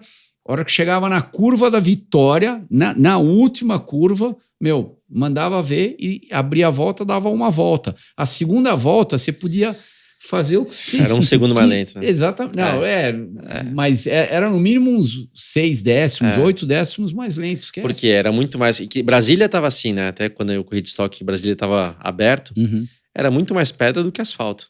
Né? Então tinha ali até uma aderência, porque tinha pedra ali, mas, cara, o pneu durava... Não, São Paulo uma não volta é assim, lá. mas consome bastante. É muita tração ali na parte de baixo. Sim. E, cara, ainda mais que geralmente tem temperatura mais alta e pneu cozinha, né? Então... Não, tanto que ontem, por exemplo, esquece Leclerc, mas o Sainz fez uma corrida apagada. Ficou andando lá, ali, sexto, sétimo. No sábado, levando do Tsunoda, né? A Ferrari. Isso. O Tsunoda fez uma prova muito boa. Super bem. E é doido, né? Porque 5 pontos, né? Acho que 3 no sábado e 2 no domingo. Pô. O cara tinha 5, eu acho. Sim. Dobrou. Não, é impressionante, porque muito bom. A gente veio de uma semana, uma outra prova que o Ricciardo foi o cara, mas o Tsunoda... Que o Ricardo deu azar por causa do da largada. Do pneu. Do safety, né? Que lá parou, foi safety? Primeiro deu safety, depois a vermelha. A vermelha, então, lembrei, vermelha. Porque na vermelha começou meio do zero o jogo. Se tivesse não dado a vermelha, o sino existe, né? Ele tinha uma distância boa já, então ele teria chegado mais à frente, mas enfim. É que ele teve o problema que bateu um pneu, uma banda de borracha, bateu um pneu na asa traseira. Não, eu tô falando do México lá. Sim, no México. Sim, lá no México. Exato. Teve o acidente do Magnussen. Com certeza, eu acho que ele teria saído. Eu acho que ele teria terminado mais eu não falei direito. Como, lá do México, ele tava muito bem. Lá foi safety. Né? Quinto. E aquele safety lá do Magnussen, que juntou todo mundo de novo, putz. Tirou uma chance bem melhor dele, né? Apesar que ele estava uma volta atrás, então a corrida dele já estava morta aqui em São Paulo, mas ele fez uma corrida boa porque ele andou com o Piastri a corrida inteira. Eu nem reparei, sabia? Inclusive, eu acho que chegou na frente do Piastri. Chegou. Então, chegou na frente do Piastri, chegou a estar atrás dele, passou o Piastri de novo, e se a gente parar para fazer uma análise, né? O Piastri é o novo cara chegando na Fórmula 1. Com um carro do Lando que terminou em segundo. Segundo melhor carro do grid. Então, realmente, a AlphaTauri, eu acho que com aquelas inovações que eles trouxeram para o México, eles conseguiram capitalizar em cima disso. Tanto no México, com o Ricardo, e agora no Brasil, com o Japa. E, inclusive, é exatamente do mesmo tamanho da minha filha, talvez até um pouco mais baixo. Acho que mais baixo. Não, eu fiquei horrorizado. Ontem, quando eu vi ele andando lá no paddock... Só que era uma criança com a roupa da AlphaTauri. Ele, inclusive, parece uma criança. Sim. É bonzinho, ele veio falar com a gente, sabe? Bonzinho. E tem uma coisa muito doida aqui. Fizeram uma pergunta para todos os pilotos da Fórmula 1. Tipo, qual o seu sonho? E o cara falou assim, todo mundo fala... Ser campeão mundial da Fórmula 1, ser campeão mundial da Fórmula 1, ser campeão... O dele, abrir um restaurante. Cara, é surreal, achei demais aquilo. Perguntaram pros 20, os 19, ser campeão mundial. Pro Tsunoda, abrir um restaurante. O sonho do cara é abrir um restaurante, mas, sei lá, eu acho que essa briga de AlphaTauri tá ainda muito... O Ricciardo tem um nome, não acho que o Tsunoda é o cara que vai pra Red Bull, mas ele tá, acho que, muito bem. Ou não? Não vou falar que não tá bem, mas eu vou falar, vou ser um pouco injusto agora, porque eu também tenho que ser sincero. Algumas coisas atrás aí, que o cara andou também esse final de semana, eu falei, merecido, né? Mas eu teria colocado Ricardo e Lawson pro ano que vem, ao invés de segurar o Tsunoda, né? Nada contra o Tsunoda, hein? Aliás, tava torcendo por ele, mas como aquela equipe existe para preparar alguém para estar na Red Bull, esse teria sido o meu investimento. Acho que também não aconteceu, que a gente sabe que a situação do Pérez tá muito incerta, então talvez falar pro Lawson, fica tranquilo aí que de repente, cara, vai mudar alguma coisa e você pode se encaixar em algum lugar. Acho também que se o Pérez fizer o que ele fez aqui esse final de semana, nas próximas 2, cara, não tem porquê também, acho eu, tá? Tirarem ele pro ano que vem. Acho eu. Né? O cara vai conquistar o vice-campeonato, o cara andou direito, né? Então... tem a situação também. Eu tinha exatamente a mesma visão que você tinha há uns 3, 4 grandes prêmios atrás. Talvez tenha mudado um pouco a minha visão, porque acho que o Ricardo fez o jogo do Japa ser elevado. Então, por quê? Porque tá um mata-mata lá dentro, né? Sim. Então, um deles vai perder a cabeça. Eles não sabem exatamente quem vai ser, mas não vai sobrar para todo mundo. Então... sim. Eu acho que o Ricardo entrando, e é óbvio que o Tsunoda sabe que estão trazendo o Ricardo, que tem experiência, já tem o Lawson correu pronto, na Red Bull e tudo, já tem o Lawson pronto, ele sabe que o dele tá na linha, mas, o Tsunoda, ok, não teve um final de semana tão feliz lá em Austin, mas às vezes você pega o tempo dele de treino, classificação, ele tá bem próximo do Ricardo, às vezes até um pouco melhor Mas que o sabe Ricardo. qual eu acabei não explicando que vai ao encontro. Eu concordo, ele é rápido, ele é talentoso pra... Mas ele teve um final de semana forte aqui no Brasil, Não, né? então, eu ia marcando falar, ponto Mas e no México, sábado se e ele não domingo. tem um toque com Então, alguém, mas ele tava é isso que chegando no eu ia Ricardo. falar. Quando eu falo que eu não manteria ele lá, não é por questão de velocidade. Tá. E esse final de semana em Interlagos, ele foi muito acima da média dele, porque ele fez tudo certo, ele disputou, ultrapassou, foi ultrapassado. Mas o Tsunoda que eu tô falando que eu não seguraria é por conta daquela do México. Do México. Ele é muito a flor da pele, ele é muito emotivo. Você vê ele respondendo no rádio, tudo bem que tem pilotos, mas ele é muito a flor da pele. Aquela lá que ele tentou passar o Piastri, inclusive, no México. Isso. Cara, banzai, né? Tipo, o cara se jogou de um jeito que não tinha como dar certo, né? Então, é esse Tsunoda que se fosse a minha equipe, eu falo, putz, meu cara é rápido, o cara tem talento, mas não vou investir num cara desse, entendeu? Entendi. Agora, se ele fizer o que ele fez aqui esse final de semana em Interlagos, me andou pra caramba e merecido ele tá segurando a posição dele, sem dúvida. Eu acho que até a AlphaTauri não pode investir num cara que nem aquele, porque ela sendo uma equipe média, por exemplo, ela precisa tentar capitalizar em cima de todas as oportunidades. Exato, então cada você não pode ficar pontinho, perdendo né, cara? 2 pontos aqui, 3 pontos ali, 1 ponto. Você sabe disso, sendo Exatamente. Você Não, mais ou menos marcar sua 1 experiência. ponto, 2 pontos para uma equipe média pequena, faz toda a diferença do mundo Exato. no final do ano. Exato. O seu quarto lugar em Kyalami foi o melhor resultado da Minardi. Foram 2 quartos lugares. 3 quartos lugares que a Minardi conseguiu de melhor resultado na Fórmula 1. Foi com o Martini. 2 com o comigo. Martini e 1 com ele. É mesmo? Foram os melhores Parabéns, resultados da Chris história da Fittipaldi. Minardi. Show. Com o seu macacão Eu lembro. preto. Preto, É preto. azul marinho. Não é preto, é Preto. azul marinho, vai. Aliás, Vocês estão daltônicos. sem querer voltar muito, sabe uma coisa sua que eu lembro, cara? Que eu lembro assim que... E você vai falar o ano pra eu saber em que estágio que eu tava. Acho que eu corri de kart. Aquela de Mônaco você tava em quarto, não é? Terceiro ou quarto que você tava de Arrows? 94. Não, eu tava 94. flutuando entre segundo e quarto. Porque Cara, meio que dependia que hora você ia parar Bom, no aliás, foi o box, GP tudo. seguinte, a morte do Ayrton. Isso. Não, foi no GP anterior. Anterior. Não, o seguinte. Seguinte, cara. Sim, o Senna Anterior. morreu em San Marino e a prova foi... Lógico que foi. Não, aquele ano a gente foi pra San Marino Não, antes, então, daí a gente foi pra Mônaco É a depois. seguinte, Mônaco foi a Então, seguinte. Ah, desculpa, eu Isso, tô achando aquela- que San Marino foi a seguinte de Mônaco. Não. A entendi. sua Mônaco foi a agora seguinte. entendi. Mônaco Tá. foi seguinte, então Foi eu tava seguinte. naquele momento, né, Uhum. triste, vamos chamar assim. Claro. E eu lembro de, cara, você andando muito lá. E o que aconteceu que eu não... Aconteceu que, quebrou um sensor de $50 lá no carro, eu fiquei preso em, sei lá, segunda, terceira, tinha a quarta chance de marcha. você chegar ali em terceiro, talvez, né? Então, a hora que você... Não, eu chegaria em segundo, terceiro ou quarto, porque foi Putz. Schumacher que era imbatível. Sim. Mas daí foi Brundle e eu acho que eu não lembro quem acabou chegando em terceiro, mas quem chegou em terceiro, eu tava na pista, na frente dele, enfim, com uma certa tranquilidade, mas Eu lembro. Era então, meu segundo ano completo de kart. E eu lembro dessa corrida, cara. Ó, o pódio aqui dessa prova foi Blundell e Berger. Então, Brundle e Berger. Isso. Berger de Ferrari já. Berger de Ferrari já.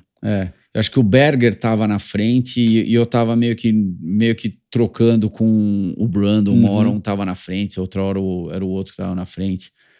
Mas é engraçado que você falou isso, né? Que sempre tem aquelas pistas que você se dá melhor. E Mônaco foi sempre meio que especialidade da casa. E Pra você. Pra mim, eu você. sempre gostei de Mônaco. Não acho nada especial Mônaco como cidade. Inclusive, o final de semana de corrida é até meio chatinho, né? Sim. Porque é difícil pra você Não dá comer, pra andar, é pra difícil comer. pra você se locomover, é gente pra caramba, tudo. Só que, eu adorava Mônaco. Então, o meu histórico em Mônaco é de Minardão, 8º no primeiro ano, sendo que largavam 26 carros naquela excelente. época. O segundo ano eu terminei em 5º. Excelente. Consegui passar 3 carros durante a... Não, mas passar. Jura? Não, é óbvio que quebravam alguns, né? Mas Sim. passei os 3 na freada lá da Loas. Caramba. E daí esse meu terceiro ano foi quando quebrou esse sensor e eu fiquei preso. Eu tenho, cara. Eu não sou muito bom de memória, mas eu lembro dessa prova de Eu acho que é o problema da cadeira aqui. Porque o É, Nelsinho porque também, ele ele não é ruim, lembra é? as coisas. Pode ser. Mas pelo pouquinho que você já me contou dele aí, acho que ele é pior que eu. Não, acho com que ele certeza. ganha de mim. Não, né? total. Mas é engraçado o Christian falar isso, né? A gente tá saindo em várias vezes, a gente sai no Léo Dias, né? Alguma coisa de automobilismo, então vai estar lá. Piloto de Fórmula 1 diz, Mônaco é um perrengue, tá vendo? Mas é, sim. Agora, as proporções vai. Já que você trouxe à tona, a gente até pode sair um pouquinho do Grande Prêmio do Brasil, a gente já volta daqui a pouco, mas eu fico batendo na tecla, eu ouvi até alguns comentários lá do Toto Wolff hoje em dia, não, Mônaco é um lixo porque não dá para passar, que não isso, aquilo. Eu discordo completamente, eu acho que o problema em Mônaco são os carros que estão exageradamente grandes. Eu ia falar isso agora. É ridículo que os carros estão grandes, então é óbvio que você não consegue passar. Já é difícil naturalmente você passar num circuito que nem Mônaco. Agora, você traz um carro que está enorme... Cara, eu fiquei chocado. Quando eu cheguei na pista, eu falei, uau, como eu fui no grid. Grande. Você foi no grid? Não, eu não estava no grid, mas quando eu cheguei olhando de cima, lá do paddock, que parou, gigante. Daí quando eu fui olhar o carro, que a gente foi ver o carro da Williams, o carro da McLaren. Não foi no box. Isso, a gente foi no box. Até comentei com meu pai, eu falei, olha o tamanho disso daqui, olha que absurdo. Não, concordo. E o motivo qual que é, eu acho, né? Por conta da recuperação de energia, as baterias. Lógico. Cresceu. O carro que eu guiava, acho que eram 505 quilos, né? O meu também. Era por aí. Não, 505. Tá com hoje quase 750. Então, isso que eu ia falar. 505 quilos, cara, um carro, compacto. Exatamente. Carro de corrida. Quando eu vi lá no grid, cara, são 2 metros de largura e quase 6 de comprimento. 5,60. Proporcionalmente, muito mais longo do que largo. Muito mais. Na nossa época era mais curtinho, mais encaixadinho. Um pouco mais, isso, era mais encaixadinho. E, eu acho que você acabou de falar a coisa mais importante de tudo, né? Carro de corrida. Parecia um carro de corrida. Hoje em dia, óbvio, as baratas estão lindas. São lindos, sim. Um carro de Fórmula 1 sempre vai ser um carro de Fórmula 1. Só que, você vê que tem alguma coisa que tá errado lá. Tá meio estranho, tá muito grande. Muito grande, muito concordo grande. 100%. Então, o Mônaco, que já era pequeno, fica minúsculo. E fica mais difícil ainda. Sim, concordo. E daí você pega, vamos sair de Mônaco, vamos para os circuitos permanentes, mas aqueles um pouco mais travados também vão ter o mesmo problema de Mônaco, só que é óbvio que numa escala menor. Sim. Mas vão ter exatamente o mesmo problema de Mônaco. Vai ser difícil de passar. Sim. Até aproveitando só para... Claro, imagina. Algumas punições que a gente deu lá na sexta-feira, né, que foram Russell, Gasly e Ocon, porque estavam impedindo ali, lento na saída do box, sem vir para a esquerda, que a regra deixava claro, tem que vir totalmente para a esquerda. E um dos argumentos dos caras foi, mas não cabia 2 carros, né? Até uma das equipes que cogitou isso falou, e eu já tinha perguntado antes, que eu sabia que tinha, o regulamento diz que tem que ter 3,5 metros no mínimo de largura, né? A pista. A saída do box, a linha do rolamento do box. Que você vê que 3,5 já não cabe 2 carros, né? Mas eu falei, eu já perguntei, eu falei pro chefe de equipe, eu já perguntei, e eu sei que aqui tem no mínimo 4 metros. O cara falou, posso ir lá medir? Eu falei, cara, então acho que você deve ir medir sim. Ele foi lá, mediu, voltou 5 metros Interlagos, tá? Mesmo assim, você vê que até isso é um problema. Então, você põe uma regra e tal, cara, até para botar 2 carros, tá faltando espaço. Sim. Tá faltando Abu Dhabi espaço. não vai dar isso. Exato. Abu Dhabi então, não assim, até isso é um problema, tá? Você começa aquelas informações que você não pensa a respeito, cara, tá faltando espaço. Só que como nunca aconteceu um problema, as pessoas meio que... Passa, né? Passa, ninguém comenta, é meio que tapar o sol com a peneira, porque nunca aconteceu um problema. A hora que aconteceu um problema, 2 carros se pegaram na saída do box, alguma coisa... E daí, chegaram perto algumas lá, né? Agora precisa mudar a saída do box, ou precisa mudar os carros. Bom, mudar os carros, a gente já está falando há anos que precisa mudar os carros. Ainda sobre o Grande Prêmio de São Paulo, aí teve realmente, acho que a imagem da prova que foi no caso a imagem, a última ali, a linha de chegada, Sérgio Pérez e Fernando Alonso, mas foi um duelo de umas 4, 5, 6 voltas também, espetacular. Eu quero saber de vocês dois, primeiro, que aula que o Alonso deu de traçado ali, porque primeira vez que eu vi, eu achei, ele errou. Na segunda, eu falei, na terceira, eu falei, não, o cara tá fazendo isso intencionalmente. A primeira, eu achei um certo erro. Passou um pouquinho. Aí, antes de ele fazer, me deu um estalo. E eu falei pros outros, eu falei, cara, vamos prestar atenção na volta seguinte. Vamos. Que eu acho que o Alonso tá fazendo... Ele tava fazendo tanto no bico de pato. A hora que eu vi, ele fez o bico de pato, fez o bico de pato largo e fazia a junção. Depois ele desistiu, ele começou a fazer o bico de pato mais normal e continuou fazendo a junção. Eu falei, cara, eu não teria pensado nisso, tá? Sinceramente, eu não faria isso. E ele tava focado em quê? Sair rápido, né? fazer aquela estilingada que dá na tração, de abrir o gap pra não ser ultrapassado. Então, cara, genial. Genial. Não dá pra tirar o mérito de um cara que... Eu gosto de falar do Alonso porque, tudo bem que eu estreiei na Fórmula 1 quando o Irvine lá teve um problema no GP da Áustria 2000, eu caí de paraquedas lá no sábado, nem conhecia a pista, enfim. Mas minha estreia de verdade foi no GP da Austrália de 2001. E foi a estreia minha, do Alonso e do Raikkonen. E do Montoya. Acho que o Montoya não... Eu lembro só do... Tem até a foto dos 4 ali. Não sei porque eu descartei Você lembra o gordinho. Foto? Não. Meu, você tá ruim de memória, caramba. Você tirou Não, na foto ele não tava, mundo. porque ele já tinha feito uma prova. Aquele era então ele não era considerado então, pronto, tá vendo só? Tá explicando. Então Já sou eu, mas vou te falar a verdade que eu deletei o Montoya por algum motivo, tá?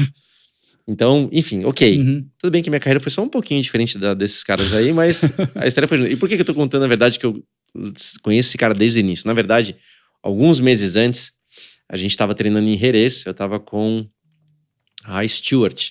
A Stewart 99. A gente tava treinando em... Não, desculpa. Stewart 99, treinando em Jerez.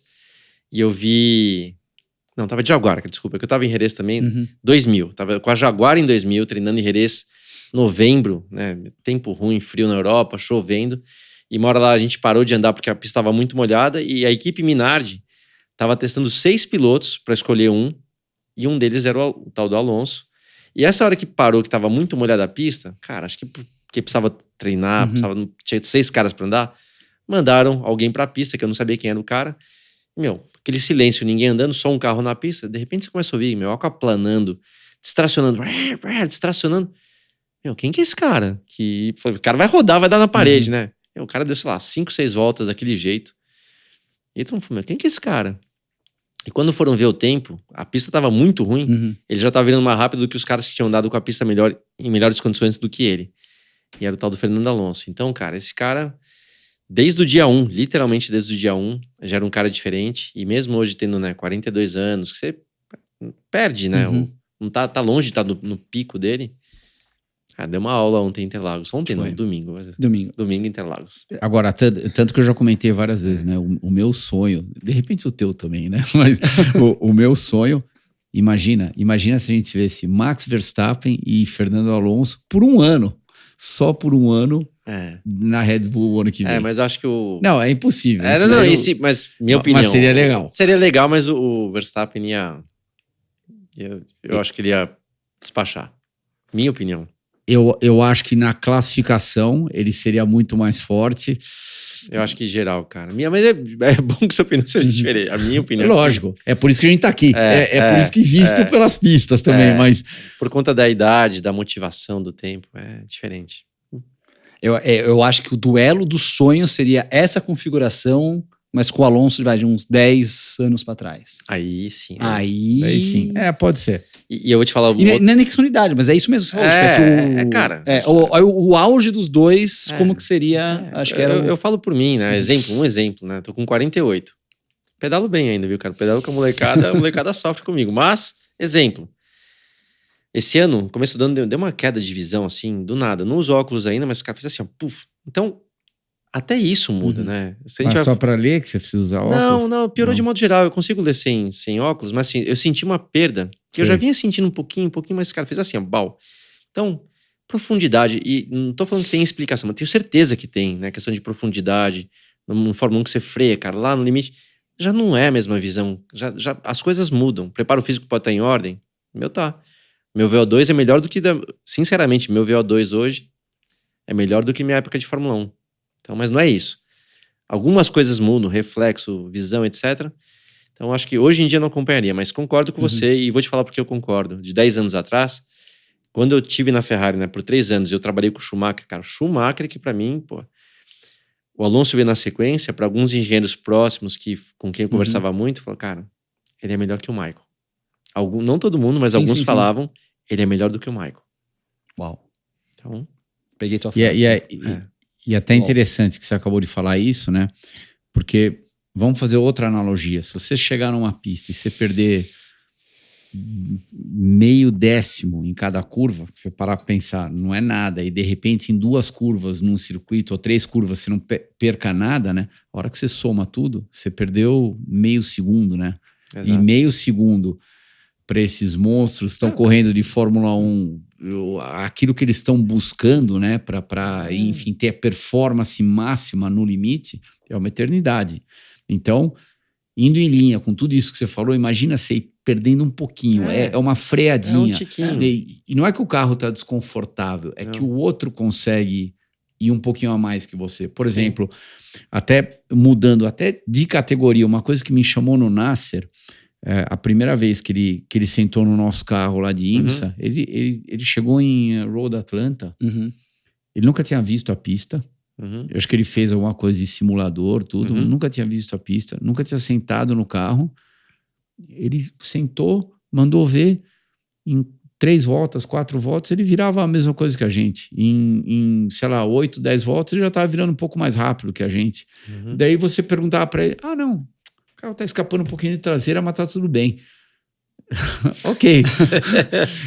Cara. De repente a gente responderia a mesma coisa quando a gente tinha 20 anos de idade. Diferente. Só quando você tá mais velho, não tá tudo bem. Você tá um pouco desconfortável, né? Você quer arrumar aquela traseira. Porque você vai pegar a curva de alta, não vai ser legal. Sim. E isso daí foi uma coisa que me marcou bastante também. Exato. E para completar, quando eu falo, né, que se botasse os dois juntos, que não teria, que o Verstappen ia levar, mas não só agora, mesmo o Verstappen mais experiente, uma leitura que eu faço, né? Claro. Da atitude do cara e tal. Jamais o Verstappen faria o que o Alonso fez no domingo, de mudar de traçado, de achar uma solução que ninguém tinha feito. Esse é um cara diferenciado que consegue quase que ver de fora a corrida, sabe? O Verstappen não tem isso. Não tem, ele tem talento e velocidade, mas não tem essa inteligência que eu vejo. Mas é exatamente isso que você acabou de comentar. Por isso que, de repente, a nossa opinião diverge um pouquinho, que eu acho que o Alonso usaria a criatividade dele para tentar bater o Verstappen na corrida. Eu não acho que ele bateria o Verstappen na classificação, concordo. Mas eu acho que na corrida, de repente, ele teria uma luz no final do túnel. Agora, o quanto que a idade dele ia permitir ele usar dessa criatividade para conseguir ser melhor que o Verstappen... Daí a gente só ia saber se realmente existisse a situação, né? Acho que a única vez, só um contraponto com o que você falou da criatividade, eu pego aquele grande prêmio de 2016, que choveu em Interlagos pra caramba. Que ele fazia também um traçado mais de chuva ali, o Verstappen, e conseguiu... Na verdade, faz sentido, mas aquele é muito um traçado de kart na chuva, não era uma inovação. Uma inovação. Aquele é um traçado de kart na chuva, ponto. Cara super talentoso, ele tem um talento fora de série. O cara foi lá e mandou por fora e vinha, no sol, no café, né? Muita gente tava tirando o pé, o cara fazia pé embaixo, tanto é que deu aquela... Não sei se foi esse ano que ele deu aquela rodada que não bateu. Foi nesse mesmo. E... Cara fora de série, mas assim, essa do Alonso, de mudar um traçado seco, pensando já... Cara, ele é diferente. E uma coisa, eles ficaram 53 milésimos, faltou 50 metros pela velocidade, tudo aqui para passar. Para o Pérez passar ele. O Pérez estava vindo 26 km por hora mais rápido que o Alonso na hora que chegou na linha. Não, e outra coisa que eu acho que a gente tem que lembrar de tudo isso que o Alonso fez ontem, ele tá mudando de traçado por dentro, por fora, no meio da pista, com esses carros enormes hoje em dia, que é muito mais difícil você fazer isso do que um carro de 505 quilos, Sem dúvida. Imagina, 245 quilos mais leve. Meio carro a mais, né? É isso. Sei lá, 30% menor, né? Então ele fica muito mais kartzinho, né? Você consegue colocar o carro aonde você quiser. Então, impressionante o que ele fez. Cara. Impressionante. Eu ia seguir o assunto sobre Pérez e Alonso, mas como a gente começou a começar com outros nomes que são mais destacados do que o Pérez aqui ultimamente, a gente vai seguir o programa, mas vamos fazer agora o nosso momento pit stop. Falar então do nosso momento pit stop dessa semana, já que estamos ainda no calor do Grande Prêmio de São Paulo de Fórmula 1, eu quero saber do Luciano Burti, do Christian Fittipaldi e de você que nos acompanha também, o top 3 de momentos inesquecíveis de provas de Fórmula 1 aqui em Interlagos, de grandes prêmios do Brasil, Grande Prêmio de São Paulo, que vocês tiveram. Eu tô chutando Interlagos, mas se tiver uma de Jacarepaguá também tá liberado. Então, quero saber, começando com você, Burti. Eu? Isso. 91, vitória do Senna, tava na arquibancada, nem corria de kart ainda, cara. Fui ali, dei a sorte, né? Sim. de ir lá ver a primeira vitória do cara. Lembro também, foi um ano antes, 90, quando ele bateu no Nakajima, Foi, 90. no Bico de Pato. Putz. Foi a primeira prova de volta de Interlagos. E eu ia falar que, óbvio, eu não quero, já que são 3, mas eu tenho 2 que eu Não divido pode aí. ser, a gente faz um top 4 pra que você. eu lembro daquela do Rubinho liderando, que acabou o combustível, e foi um erro da Ferrari mesmo, cara. Os caras erraram no reabastecimento ali, Rubinho 2003. liderando, 2003, né? Putz, aquela judiação. E da rodada do próprio Senna na junção, 94, né? Tava ali, largou na pole, né? Mas não conseguia andar com o Schumacher na corrida. E até eu ouvi o podcast do Adrian Newey falando dos problemas que o carro realmente tinha, né? E o Newey falando, cara, eu errei, foi erro meu. A gente tinha suspensão ativa. Quando converteu para suspensão normal, não dava conta, enfim. Aquela rodada que foi uma decepção também. Eu lembro que nessa prova o pessoal começou a ir embora da arquibancada, largou a corrida rolando. E o Rubinho foi 4º naquela prova. Você abandonou no começo, né? Acho que foi sei lá, com umas 20 voltas mais ou menos de corrida. Foi em 94, onde eu e o Gianni, a gente tava apostando quantas voltas o carro ia durar. A gente já sabia que ia quebrar. Porque o carro nunca tinha passado de 6 ou 7 voltas. A gente foi para Espanha testar, nunca tinha dado mais que 6, 7 voltas. Daí viemos para o Brasil, fizemos outro teste antes em Silverstone, saía. O pior é que ele andava rápido, só quebrava. E ele provavelmente deve ter durado 15 voltas, eu durei 18 ou vice-versa, né? Eu nem lembro, mas foi ridículo. Eu acabei não falando, você viu que eu falei para alongar para ser rápido, já alonguei aqui. Eu tenho que lembrar também de 2001, quando eu larguei, e obviamente quando eu olhei para a arquibancada, falei, cara, eu tava sentado ali 10 anos atrás, eu tava na arquibancada, hoje eu tô aqui, então não tem como não destacar isso também. Como que é? Pô, fala um pouco mais desse lado pessoal. Cara... Tipo, que é um sonho. Dá pra alongar um pouco aqui? Pode, claro. Tá bom. Então tem uma história legal, porque quando eu fui em 91, o pai do meu amigo trabalhava na Marlboro e tinha ali as credenciais pra arquibancada em frente ao pódio, que não é um lugar bom pra você ver os carros, só ver na reta, mas dei muita sorte que o Senna ganhou 91, aquele de levantar o troféu, beleza. Mas na sexta-feira a gente ali assistindo, torcedor, cara, de boné, binóculo e tal.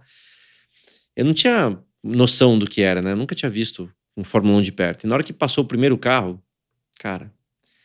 Jean Alesi, de Ferrari Motor V12.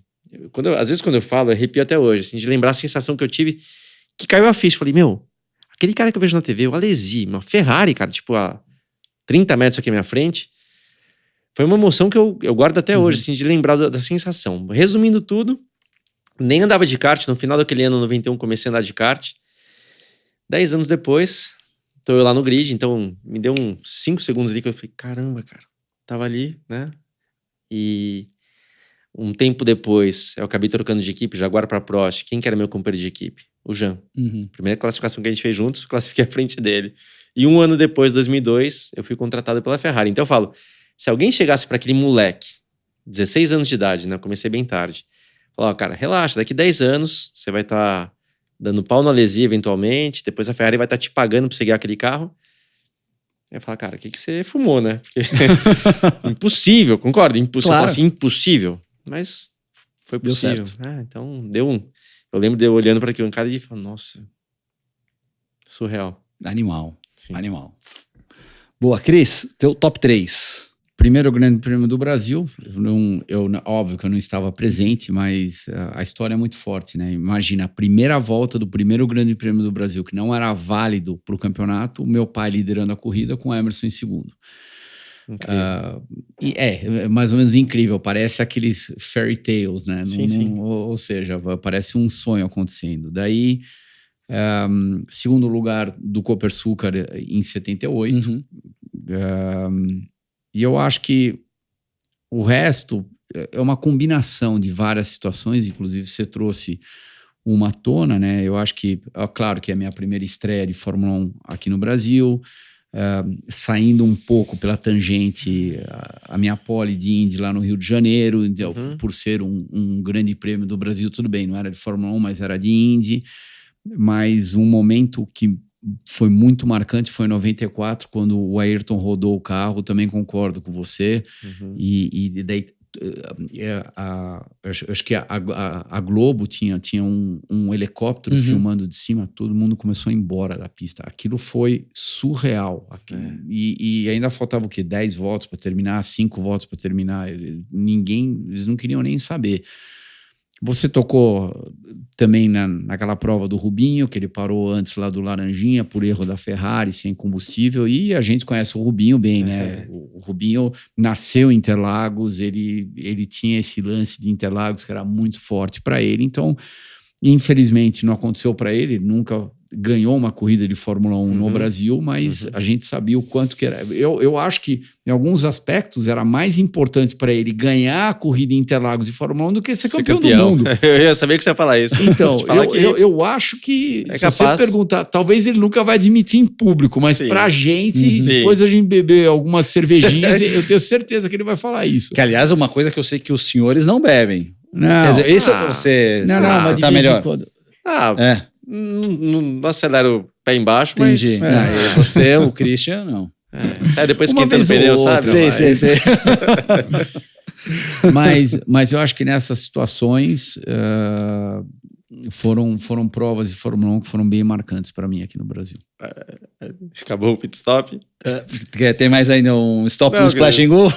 Só porque você falou essas coisas. Até posso depois ver se eu tenho a foto que eu acho que eu tenho. Falando de bebida, a gente não bebia. Eu não bebia nada, o Rubinho não bebia nada, hein?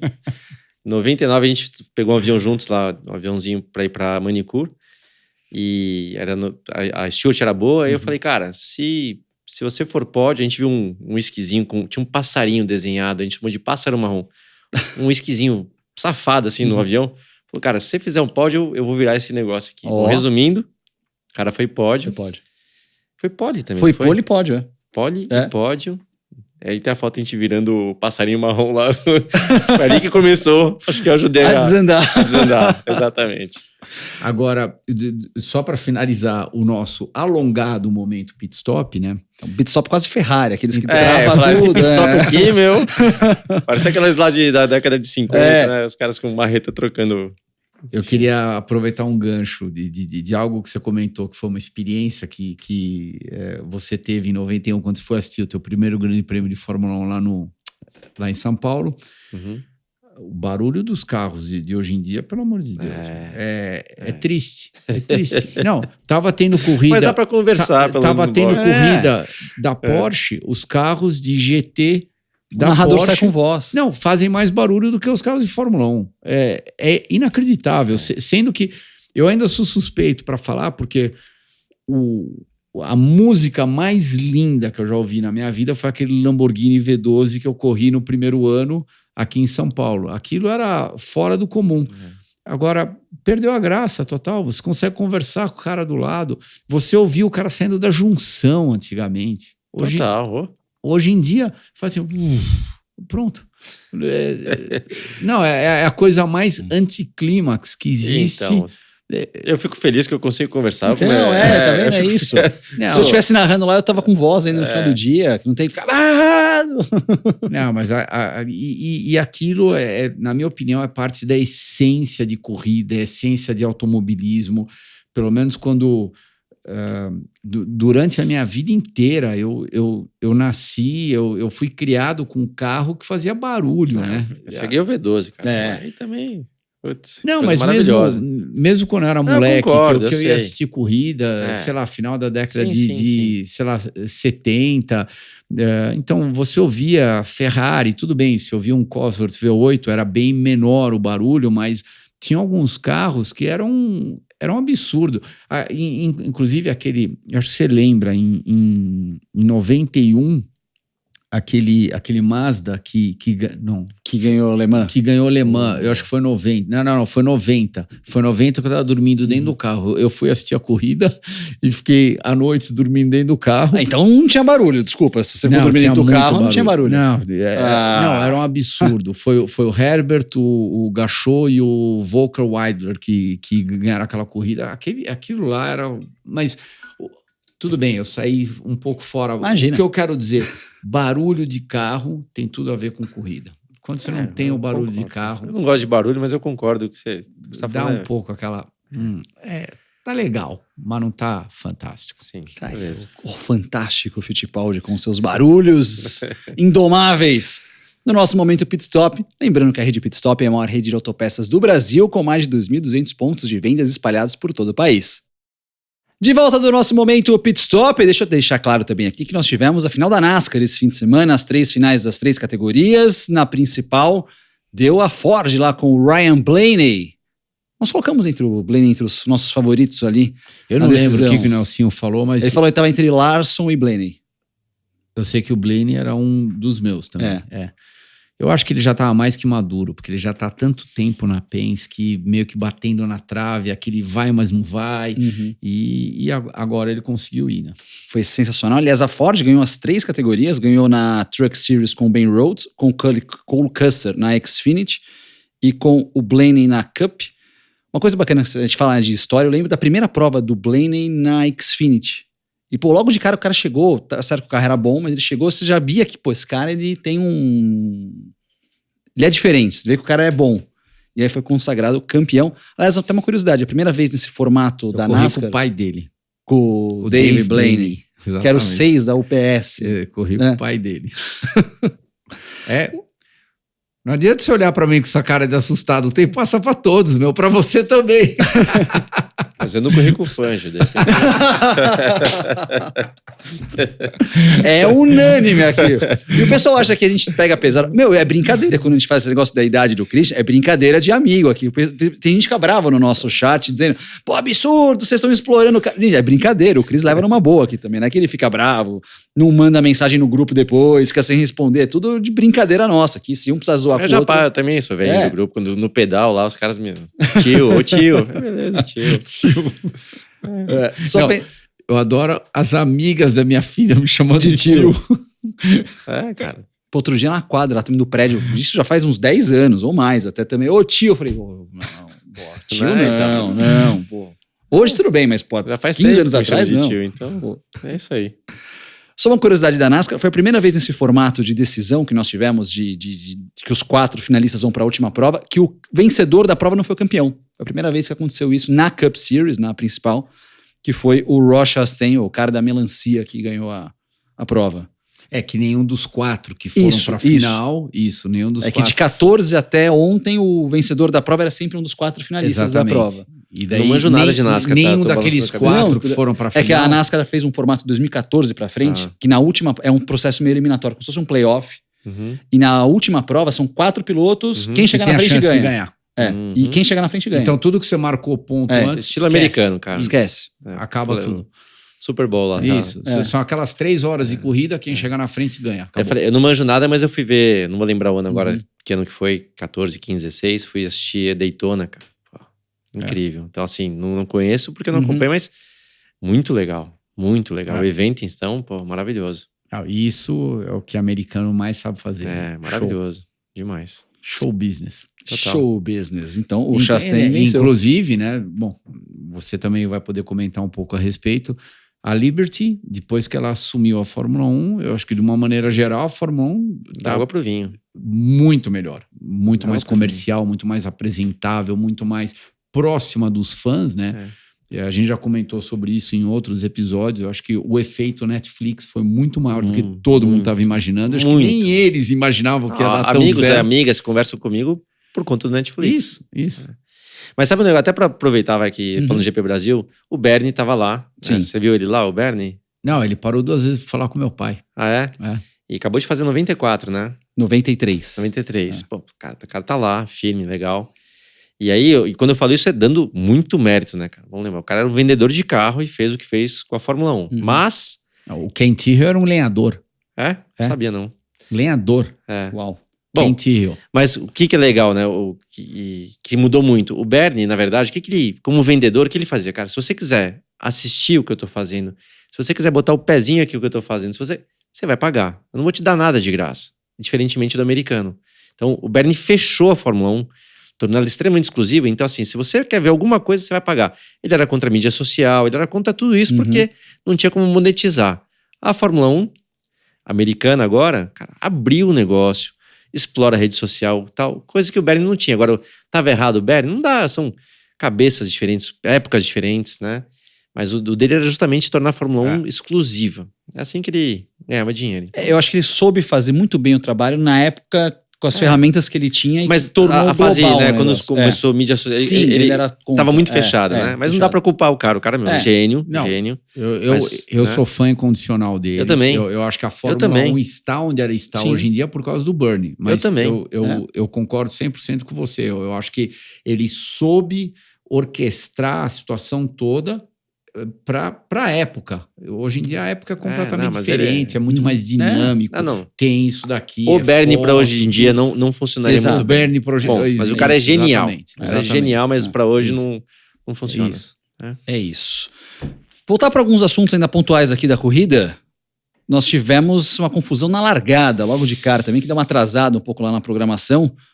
E aí, foi um sanduíche, muito carro e pouca curva? Para mim foi uma fotocópia de Catar, México e agora São Paulo. Tinham 3 carros, um dos 3 mexeu um pouquinho, aquele que está no meio, bom, o cara que mexeu ou da direita ou da esquerda, tá imaginando o quê? Que o carro do meio vai de repente sumir, evaporar? Não vai.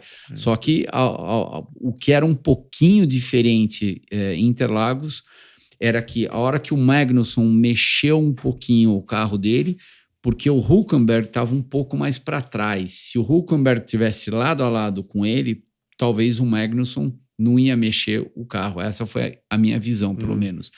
A hora que ele mexeu, encostou no Hülkenberg, o Hülkenberg encostou no Albon, daí acabou que, na verdade, gerando a bagunça toda. O Hülkenberg, não é nem que ele encosta, ele tira o pé. No que ele toma uma fechadinha, ele tira o pé, e a diferença de velocidade do Albon, que veio mais rápido... Por fora, o Albon deu com a roda traseira na dele. Então, talvez se não tivesse desacelerado, talvez ia dar aquela tocadinha, sabe? Mas porque ele viu que ia dar uma... Não, ele viu que não tinha espaço. Ia dar besteira. Então, ele tirou vou o pé. Sair fora daqui, a hora que eu vou sair fora...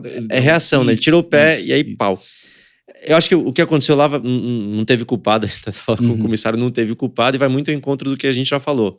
Os carros muito grandes e outra coisa, muita falta de visibilidade. A gente tinha uma visão muito boa no carro de Fórmula 1. Hoje em dia, é quase um Stock Car, exagerando aqui. Falta muita visibilidade. Então, os caras não estão mais enxergando aqui do lado. E aí, não é à toa que tá vendo um monte de toque, batida e problema como dessa largada aí. Toques laterais. A gente vai falar ainda de pilotos brasileiros aqui no programa também de hoje, mas também uma notícia quente, e até explorar aqui mais ou menos o lado comissário do Burt, que ainda ações sobre limites de pista de Austin vão ser julgadas essa semana pela FIA. A Haas montou um dossiê ali pegando imagens de câmeras on-board, de câmeras de segurança em Austin, para levar novas evidências de que vários pilotos deveriam ser punidos por limites de pista em Austin, por curvas que não eram muito fiscalizadas. Inclusive, acho que são 22 punições que o Pérez poderia tomar de ter cortado em algumas curvas. E aí vai ter uma reunião essa semana, reunião com várias equipes, com comissários. Ainda bem que você não era comissário de Austin, senão você ia ter que voltar, ficar umas horas no computador ali discutindo com o pessoal. Demorado.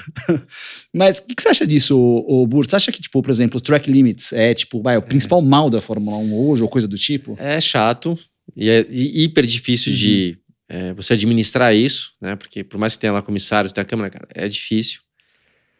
Eu acho que, não que eu tenha solução, porque eu não sou mais inteligente do que ninguém, mas eu acho que se voltar mais ou menos o sistema antigo de botar grama e brita, você meio que resolve o problema. Tudo bem, não é melhor para segurança, cara, mas não dá para ter tudo, né? Então, acho que alguns pontos importantes de ter o asfalto ao invés de brita, né? A brita tinha problema de mim, entrava de lado, capotava, né?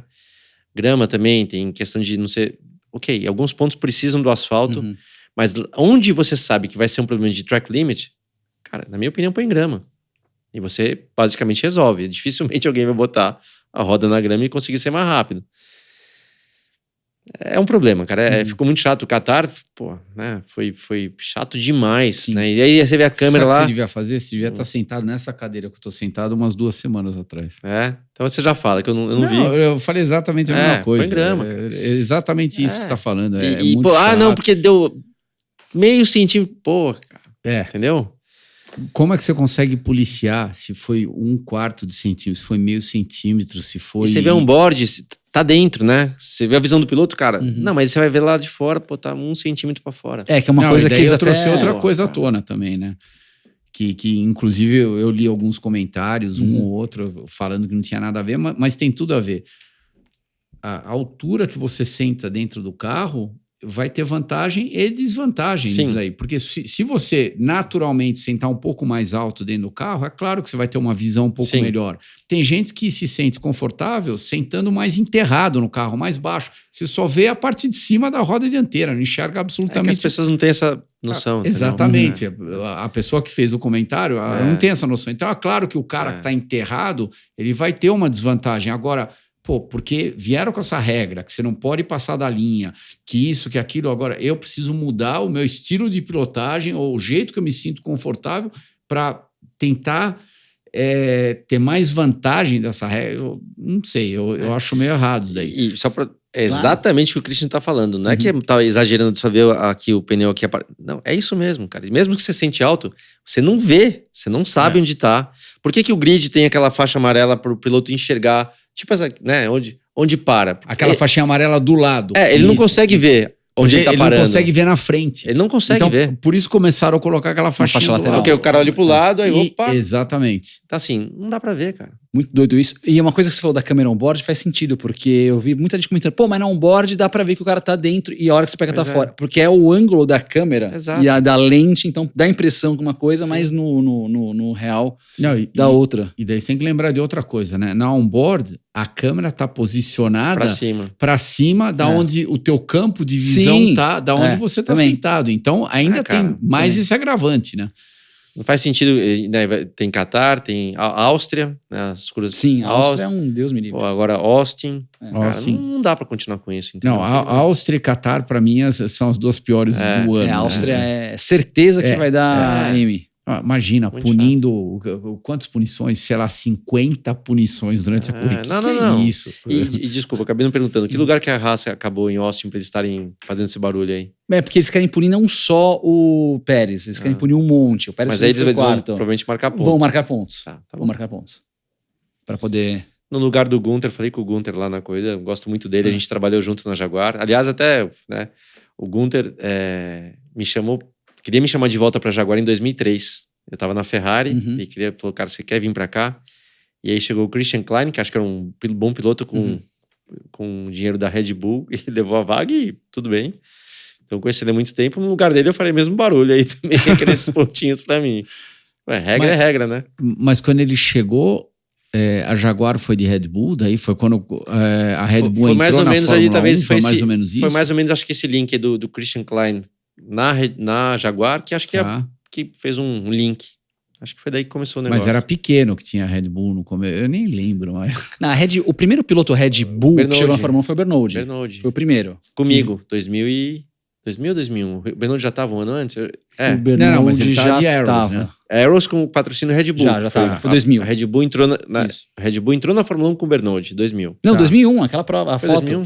Foi o Bernoulli, então, 2001. Pô, eu não falei nem... Então eu esqueci todo mundo, cara. Então, enfim, é isso aí, mas talvez a ligação Red Bull Jaguar começou com o Christian Klein nesse ano que ele... Não vou dizer que roubou meu assento, mas eu tava cotado para ir para lá e ele pegou a vaga, então... E aí começou a história de Red Bull. Começou a história e logo na sequência a Red Bull foi lá e comprou a equipe. Notícia sobre... Tem uns bloquinhos lá de tijolo que eu que botei lá. Porque era Stewart que virou Jaguar, que virou Red Bull, né? Você começou testando pela Stewart. Sim, primeiro eu entrei na Stewart em 97, na Fórmula Vauxhall, que seria a Fórmula Opel, a Fórmula Chevrolet, que foi o primeiro ano da Fórmula 1. Então, literalmente, ajudei a construir um pouquinho ali da equipe.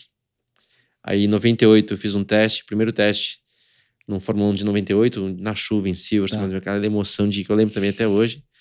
E aí, em 99, eu comecei a fazer uns testes de verdade, foram poucos, mas lembro que fiz em Monza, fiz em Jerez, e aí fui contratado para 2000 para ser piloto de teste, aí já virou Jaguar. Foi quando a Jaguar, a Ford, comprou a Stewart. Mas daí você foi de Prost no teu último ano, né? Eu contei essa história depois no podcast que eu gravei lá pra Fórmula 1, aquele Beyond the Grid. Contei essa história que eu nunca tinha contado direito. Você gravou o Beyond? Que legal. Foi muito legal. O Bernoulli foi na semana passada. Foi muito legal. Ele falou que talvez só vá pro ar em janeiro, mas ele falou foi tão legal que eu vou tentar trazer pra esse ano. E eu conto a história, que é uma história longa, mas, cara, fui totalmente... Até vou falar uma coisinha que eu não ia falar, que eu vou até usar o nosso podcast lá com o Rafa, né, na ponta dos dedos, para falar a respeito Quando o Nelsinho foi lá ter um podcast com a gente falou sobre aquela situação, né? Sempre vai surgir assunto Singapura e tal. E eu falei de um jeito, né, que eu continuo falando do mesmo jeito, não é que eu mudei. Que eu falei, putz, cara, essa história pra mim, de verdade, eu não gosto de falar a respeito. Eu queria virar essa página, porque não tô falando do Nelsinho, não tô falando do Massa, que obviamente foi muito prejudicado, né? Falei lá no podcast que eu falei, Nelsinho, eu vivi uma fase de muita pressão, insegurança, tudo dando errado, sozinho.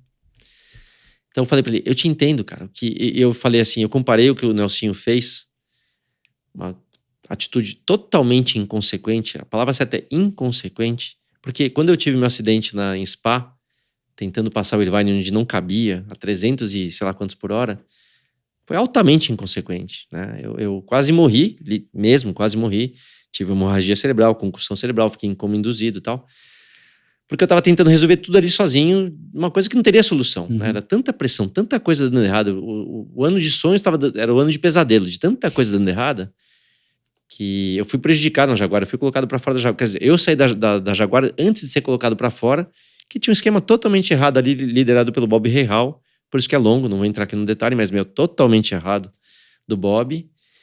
E eu tentei fazer uma manobra ali estúpida, inconsequente, então eu falei pro Nelson, cara, todo mundo sabe o que é certo e o que é errado, não é esse o ponto. Eu falei, eu entendo que fez você um dia fazer algo assim quase que impensável, né?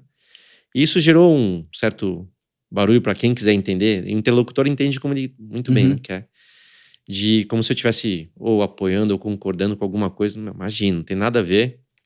E quando eu falo que eu não gosto nem de entrar no assunto, eu falo, eu tenho também meus cadáveres da Fórmula 1, que eu prefiro deixar ali enterrado, não quero mais, né, tirar fora, fazer a biópsia de novo, cara. Virou página, sabe? Então, quando eu toquei nesse assunto, quando eu escuto essas histórias dos problemas que a Fórmula 1 tem, tenho certeza que você deve ter os seus também. E é um assunto que, né, fica pro passado, entendeu? Então, não sei se eu me expliquei aqui o que veio na cabeça, só porque quando eu lembro motivo de Jaguar, de Prost, de acidente, cara, a história é ruim. Mas sou muito feliz de ter vivido a chance de o cara da arquibancada que chegou na Fórmula 1, que guiou uma Ferrari, cara, tudo certo. Mas tem coisas do passado que são ruins mesmo. Só uma curiosidade, essa semana, dia 10, aniversário do Ed Irvine. Eu sei, eu sempre falo com ele. Até hoje a gente... Faz tempo que eu não vejo o Ed, fez, sei lá, 5 anos. Mas sempre troco mensagem com ele, então... Inclusive, como o mundo é pequeno, né?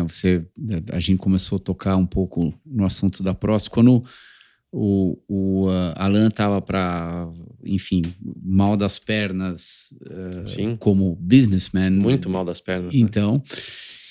Eu tive um contato com... Eu não vou entrar em detalhes quem era, mas eu tive um contato com uma pessoa lá nos Estados Unidos que me ligou e falou, e aí, vamos comprar a Prost? E daí chegou chegou próximo. Eu lembro que eu liguei para ele, ele virou e falou assim, só que o negócio tá ruim aqui. Eu preciso resolver tudo em 48 horas. E um dos problemas que a gente teve era meio que resolver isso em prazo. Num espaço de tempo muito curto. Se o Alan tivesse chegado para mim e falado, puta, tem 2 semanas, tem 3 semanas, eu acho que teria grande chance de ter rolado isso daí. Só que ele falou, eu tô mal, vamos começar a pegar todas as coisas aqui dentro da equipe, o negócio tem que ser resolvido em 48 horas. É isso que eu tenho. Se passar de 48 horas, nem adianta a gente continuar falando. Quando eu fui pra lá, eu sabia que tava, né, mas não sabia de nada disso. Não que alguém escondeu, e foi o Pedro Paulo que me chamou pra ir. Não é que o Pedro fez nada errado, mas o que o Pedro tentou fazer não deu certo também. Ele e o Prost se desentenderam. E a situação que você tá falando, por isso que eu falei que tem história pra contar aqui, que não cabe, era isso, cara, de não ter dinheiro literalmente pra comprar um parafuso, porque não tinha crédito, não podia comprar nada. O que tinha lá dentro, se vira com o que tem aí, pega o araminho, dá um nozinho. Só que quem vê de fora não faz ideia. Lógico. Fala, é o brasileiro, o Burch, pede chinelo, isso aí também. Não fazia ideia do que estava acontecendo ali, entendeu? Então, que leva o piloto, eu imaturo, novo, tal, que eu vejo o Nelsinho falando, me toca muito e eu me enxergo muito, porque eu vivi isso aí, cara, de ter atitudes altamente inconsequentes por estar no fundo do poço, entendeu? Isso aí, tomara que a próxima geração de pilotos brasileiros não passe por isso aqui, Amém. peguem uns cenários melhores. Aliás, sobre pilotos brasileiros, a notícia do fim de semana foi a confirmação do Drogovic, mais um ano como piloto na Aston Martin, ali a situação de piloto reserva. Até deu entrevista dizendo que teve boas propostas de Indy, mas preferiu ficar, aquela história de Williams não rolou, então vai ficar mais um ano na Aston Martin. Claro, você acompanha, a gente pode colocar sua opinião nos comentários aqui, quero saber de vocês dois sobre esse cenário. A única coisa que eu achei positivo é que o Drugo testou. Então, Assim, mesmo com carro antigo, você vê que ele teve um programa de testes. eu não sabia disso, eu encontrei com ele lá e a gente conversou, ele falou, não, que eu tava semana passada testando em Monza. Monza, Falei, pô, cara, acho que ele fez 10 dias já com o carro 2021, eu falei, pô, cara, legal, hein? Isso aí eu não sabia, achei que você tava meio só de, tipo, reserva. 10 dias é bem melhor que um dia, né? Não, e outra, um dia não, um treino. O fato, assim, requer né, investimento, isso aí não é barato, então assim, os caras estão investindo nele. Eu falei, óbvio, né? O cara tá ao mesmo tempo o cara tá na equipe que tem um cara chamado Alonso e o dono da equipe do lado, então não é uma situação favorável nesse sentido. Diga-se de passagem, fez uma corrida bem honesta. Andou muito bem. Andou muito bem. Classificou bem, andou muito bem. Tudo beleza. que ele tá tomando de Sim. crítica daqui, dali, tudo. A cabecinha dele deve estar 1000 por hora, mas em São Paulo ele andou muito bem. Andou bem. De novo, classificou bem também. Andou em terceiro e foi quinto na prova. Mas eu fiquei contente pelo Drogovic, né? Eu conheço ele. Conheci de podcast, na verdade. Mas, pô, torço pelo moleque. Quando eu fiquei sabendo que estão investindo nele, eu falei, pô, cara, tem alguma coisa boa aí, entendeu? Se vai dar, não vai dar, não sei, mas só o fato de estarem investindo para ele testar é muito legal. Até traço, por exemplo, um paralelo com a situação do Pietro, por exemplo. O Pietro, ele acaba fazendo os treinos livres, aqueles free practice, vai até fazer acho que vai fazer, não vai, em Abu Dhabi? É que é obrigatório, né? É obrigatório, acho que ele faz em Abu Dhabi, mas, por exemplo, ele não testou tanto. É que também o Pietro tá numa equipe que não tem essa grana. Também, justo. Também o moleque, torço muito por ele também, mas... Claro, é que assim, situação, como que são situações diferentes. A Haas não vai botar dinheiro nele porque não tem grana pra isso, né? Sim. Então é diferente. E o Bortoleto também esteve circulando lá por Interlagos. Você conversou com ele, né, Cristian? Não sei se você conversou também aqui. O Bortoleto, que é um piloto McLaren, ainda não anunciou qual vai ser a equipe da Fórmula 2. Se vocês souberem, fiquem à vontade para falar. Até tinha como eu saber. Eu falei, não vou perguntar não, vai, deixa quieto que eu não quero me meter pra não atrapalhar, né? Um cara que tá indo tão bem. Sim. Né? Torço muito por ele também, moleque. Só chamam de moleque, né? Sim, garoto, 18, 19 anos. Inteligente, gostei muito da gente, também tinha se conhecido pelo podcast, muito inteligente. Ele explicou lá que ele, antes de começar o campeonato de Fórmula 3, que ele estudou os últimos campeonatos, né? Falei, cara, nunca fiz isso, cara. Isso aí, pô, moleque inteligente, talentoso, ganhou no primeiro ano, que é o jeito de você conseguir se mostrar pra Fórmula 1, é chegar aí, né? Tem o campeonato de 3.000. Mesmo porque todas as categorias, 4, 3, 2, é tudo categoria de acesso. Exato. Ninguém faz carreira. Mas eu digo o seguinte, chegar e carimbar no primeiro ano é fundamental. Você 3.000, não foi? Foi. Pum. Cara, é fundamental o primeiro ano. Você pode ser campeão no segundo. O Drogovic, sem desmerecer, pelo contrário. Mas, cara, ele ganhou de uma forma tão convincente, mas era o terceiro ano, Era o terceiro. Não é a mesma coisa, entendeu? Saiu até um meme na internet. Ganhou de uma maneira convincente. Ganhou e andou muito. Ele meio que dominou, Cara, muito. Dominou claramente a temporada toda. E ele deve ter Só explicação, né? Porque nas outras equipes, sei lá, mas não é a mesma coisa, né? Não é. A gente, inclusive, já comentou sobre isso várias vezes. Se a gente tivesse que fazer uma ressalvazinha, é o fato dele ter vencido no terceiro ano. E ele dominou tanto que tem saiu um meme na internet que assim, eles pegam a pontuação do campeonato do Drogovic e fizeram um gráfico. E aí ninguém acha o Drogovic no gráfico. Porque o Drogovic, sei lá, o gráfico tá aqui, os pontos, o Sargent tá aqui, o outro tá aqui. Tipo, o Drogo tá, tipo, fora do gráfico. Andou muito ele, bem. Ele ganhou com tanta antecedência que foi surreal. Andou muito, classificava bem, corria bem, largava lá de trás. Tudo certo, mas... Ganhar no primeiro ano é fundamental, tá? Mas tem alguma fofoquinha do Bortoleto, alguma coisa que você conversou com ele? Não, eu conversei com ele um pouco ontem, ele até brinquei com ele, eu falei, ei, tá com saudades lá do Pelas Pistas, vamos lá de novo. Mas daí eu falei, e aí, já tá tudo esquematizado? Plano A, B, C, tudo? Ele falou, não, por enquanto só tô pensando no plano A. Já foi uma ótima resposta. Legal, então ele já não tá preenchendo a cabeça dele, se der errado eu vou fazer isso. Então, só tô no plano A, ok? Daí ele olhou pra mim e falou, lembra aquilo que a gente conversou lá no podcast? Eu falei, eu acho que eu lembro de tudo, tô ficando velho, mas acho que eu lembro de tudo. Ele falou assim, então, a minha janela é aqueles 3 anos. Se não rolar naqueles 3 anos, o que ele quer dizer? Fórmula 2, de repente, no máximo, uma segunda temporada. Isso, lá de Fórmula 2, e daí ele tem que emplacar. Ele sabe que se não rolar nesses 3 anos na janela operacional dele para entrar na Fórmula 1, tá provavelmente ele vai ter que pensar em outra coisa. Ele vai ter que se profissionalizar de outra categoria. Toda a razão. Tá certo. É o que é, meu. É isso aí. Pronto, acabou de falar outra vez. É o que é, é isso. Queira você goste ou não, queira você tenha o teu sonho, isso, aquilo. Eu não estava no lugar certo isso, na hora certa. Paciência. É a vida é assim, porra. Às vezes Caio Collet, cara. Caio Collet, esse menino que eu ouvi falar tão bem, tão talentoso do kart. Tava conversando com ele ontem. Exato. Então, ele não estava no lugar certo, na hora certa, não teve a grana para poder estar nas equipes de ponta. Não foi. Agora, falta de talento não é, tá? Mas... E tomara que ele carimbe esse passaporte pra Indy Next ano que vem, pra Light, que é a Next. E vai andar muito lá, tá? E tomara, Porque eu tô sabendo que se for, vai pra uma equipe boa, isso, você vai ver a só. melhor equipe. Você vai ver só. Vai andar muito, de repente isso vai alavancar uma entrada dele lá na Indy, de repente ele vai fazer uma carreira brilhante. Sim. Na Indy, de repente ele vai ganhar Indianápolis 2 vezes, 3 vezes, menino não sei, super talentoso, a gente não sabe. Daí ele vai olhar para trás, ele vai falar, nossa, lembra quando eu tava com aquele sonho de entrar na Fórmula 1? Ele vai até esquecer desse sonho. Eu e Dario Franchitti disputamos a vaga na Fórmula 1, né? Ver como é que onde eu acabei caindo e o que o Dario fez. Cara, nessa vida tem, né? Tudo pode acontecer. Aliás, o cara eu torço muito pra ele por 2 motivos. Primeiro, que ele é muito talentoso. Segundo, que ele pedala também. É verdade. Mas ele pedala de verdade? Ou ele pedala direito. O pai dele pedala com mais frequência, né? O Carlos, super gente boa também. Eu cruzo com ele na ciclovia, mas ele não tá naquele estilo hard de pedalar, mas pedala direito, pedala bem. Eu fiz uma prova de ciclismo, foi 2 horas, uma vez noturna em Interlagos, numa despedida da Porsche Cup. Teve uma prova da Porsche, teve a prova lá. Aí eu brinco com o Renan, que é o nosso narrador da ESPN de ciclismo. Eu pedalo com o Renan às vezes. O Renan, que eu cheguei na frente do Renan na prova. Jura? Juro, porque o Renan não foi, mas ele tava inscrito. Ele pedala bem pra caramba. Não, muito bem. Ele tava inscrito, mas não foi. Dane-se, cheguei na frente dele. Entendi. E o Collet também, que o Collet acho que deu umas 3, 4 voltas só e parou. E eu cheguei na frente dele. Então, eu terminei a prova 2 horas. Não vou falar quantas 10 voltas eu dei. Mas foram 12. Mas eu cheguei na frente deles lá. Tá bom. Então, o ano que vem a gente estava comentando sobre isso uma semana atrás. Temos o Pietro, que já está assinado com a Rahal o ano inteiro. O Enzo testa com a Coin.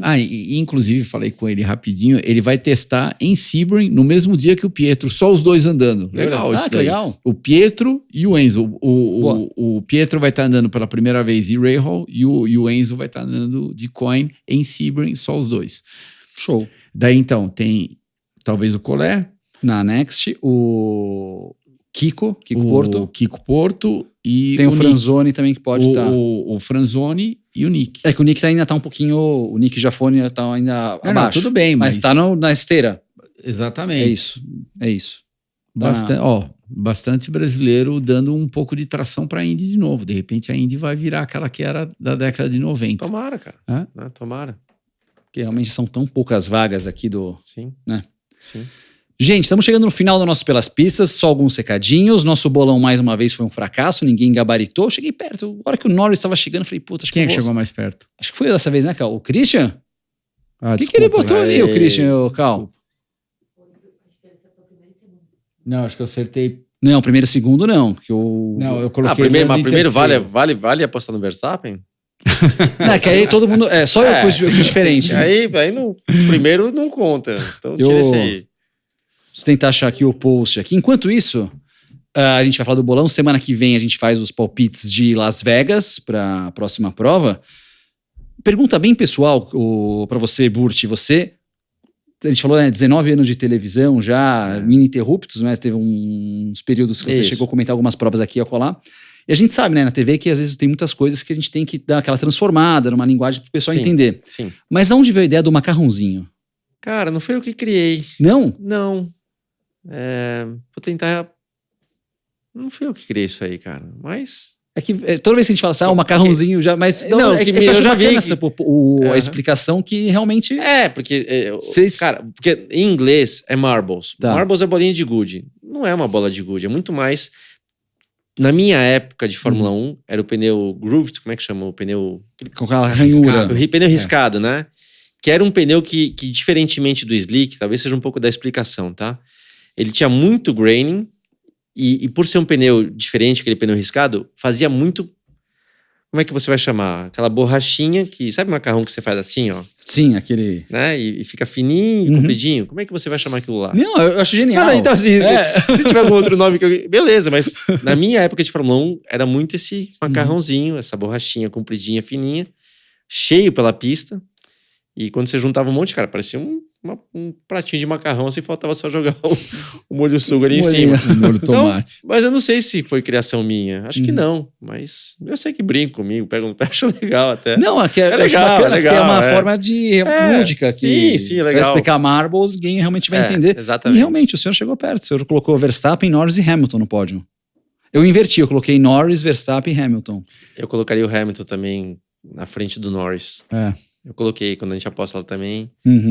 Aliás, a Mercedes, nossa, o Hamilton falou, vergonhoso. 2 provas com essa coisa, já coisou o carro. Eu apostava neles que, ganharam ano passado, né? O carro deu uma evoluída e tal. Putz, foram mal mesmo. Foram mal. É engraçado, né? Você comentando lá do macarrãozinho e tem 2 vertentes completamente diferentes desse macarrãozinho. Uma é aquilo que você comentou logo no começo do programa, que o Alonso de repente não estava a fim de ficar na curva do sol para pegar macarrãozinho no pneu, para não sujar o pneu. E tem quando termina a corrida, né? Quando termina a corrida é exatamente o contrário. Você faz questão de subir no macarrãozinho para fazer o carro pesar mais. Sabe quanto mais chega a pesar? Uns 2 quilos. De 2 a 3. Uau. Então. De pegar sujeira, pneu quente. Vai pegar sujeira, sai pegando gruda. essa borracha, esse macarrãozinho, vai pegando de 2 a 3 Por quilos quê? a mais. Porque o carro tem que subir na balança exatamente do jeito que ele chega. Se pegou macarrão ou não, é outro problema. Mas tem o peso mínimo e os caras... Entendeu? No Canadá, uma vez que eu terminei em sexto e fui desclassificado por causa de meio quilo, eu não peguei macarrão suficiente. Aí, e nem comeu macarrão tava também na noite anterior. Ele tava de dieta, cara. Ele pede aquele, que é o peito de peru bem tostadinho, saladinha, né? aí, Saladinha, tá vendo? Se ferrou. Se comesse pizza, tava isso. Então, certo. Devia ter ido pra Globo, devia ter aprendido do macarrão com você, daí eu ia fazer o carro pesar mais, aí eu não ia ser desclassificado. Mais um timing errado aí, questão só de... né? A gente brincou aqui de timings errados uma vez da equipe do Christian, que ele chegou perto de andar na Mercedes na Fórmula 1, faltaram o quê? 15 anos, mais ou menos, foi timing. Eros, que virou BAR, virou Eros, que virou Mercedes. Virou Mercedes, aí. Faltou 20 anos, Christian. Quase. Questão de só timing. Só isso. Burti, obrigado mais uma vez pela sua participação. Mais uma vez agradecer a Globo por ter liberado você para cá. Exato, é verdade. Espetáculo, adoramos. Tá? Parabéns aí pelo podcast, é uma coisa relativamente nova, né? E eu vou falar, cara, vou fazer um elogio sincero aqui. Eu não sou de escutar muito a imprensa de automobilismo, tô generalizando, tá? Aqui no Brasil, porque vai seguindo muito aquele lado de sensacionalismo, pegar boato, ficar chamando atenção, falando muita bobagem. E, de novo, tô generalizando, tem gente boa, tem gente séria. Então, foi meio um pouco trauma, diria, da minha época de Ferrari ali e tal, de não escutar muito brasileiro na imprensa. Mas é legal de ouvir vocês, que vocês têm a linguagem muito parecida com a minha, né? De técnica, de ir ao ponto, de não querer falar de coisas barulhentas, mas sim de coisas de corrida de dentro da pista, né? Então, parabéns a vocês também. Obrigado. Tá? Valeu. Muitas graças. Muito obrigado. Precisa marcar um pedal, hein? Precisamos marcar um pedal na terra, né? De preferência. Não. Por favor. Terra suja, pô. Vai. Suja, entra no chuveiro e limpa depois, vai, não tem problema. Valeu, gente. Obrigado mais uma vez Pelas Pistas, aquele papo de sempre. Like no vídeo, se inscreva no canal. Plataformas de áudio, avaliação 5 estrelas. E semana que vem a gente volta acelerando com o mundo da velocidade. Opa, pera.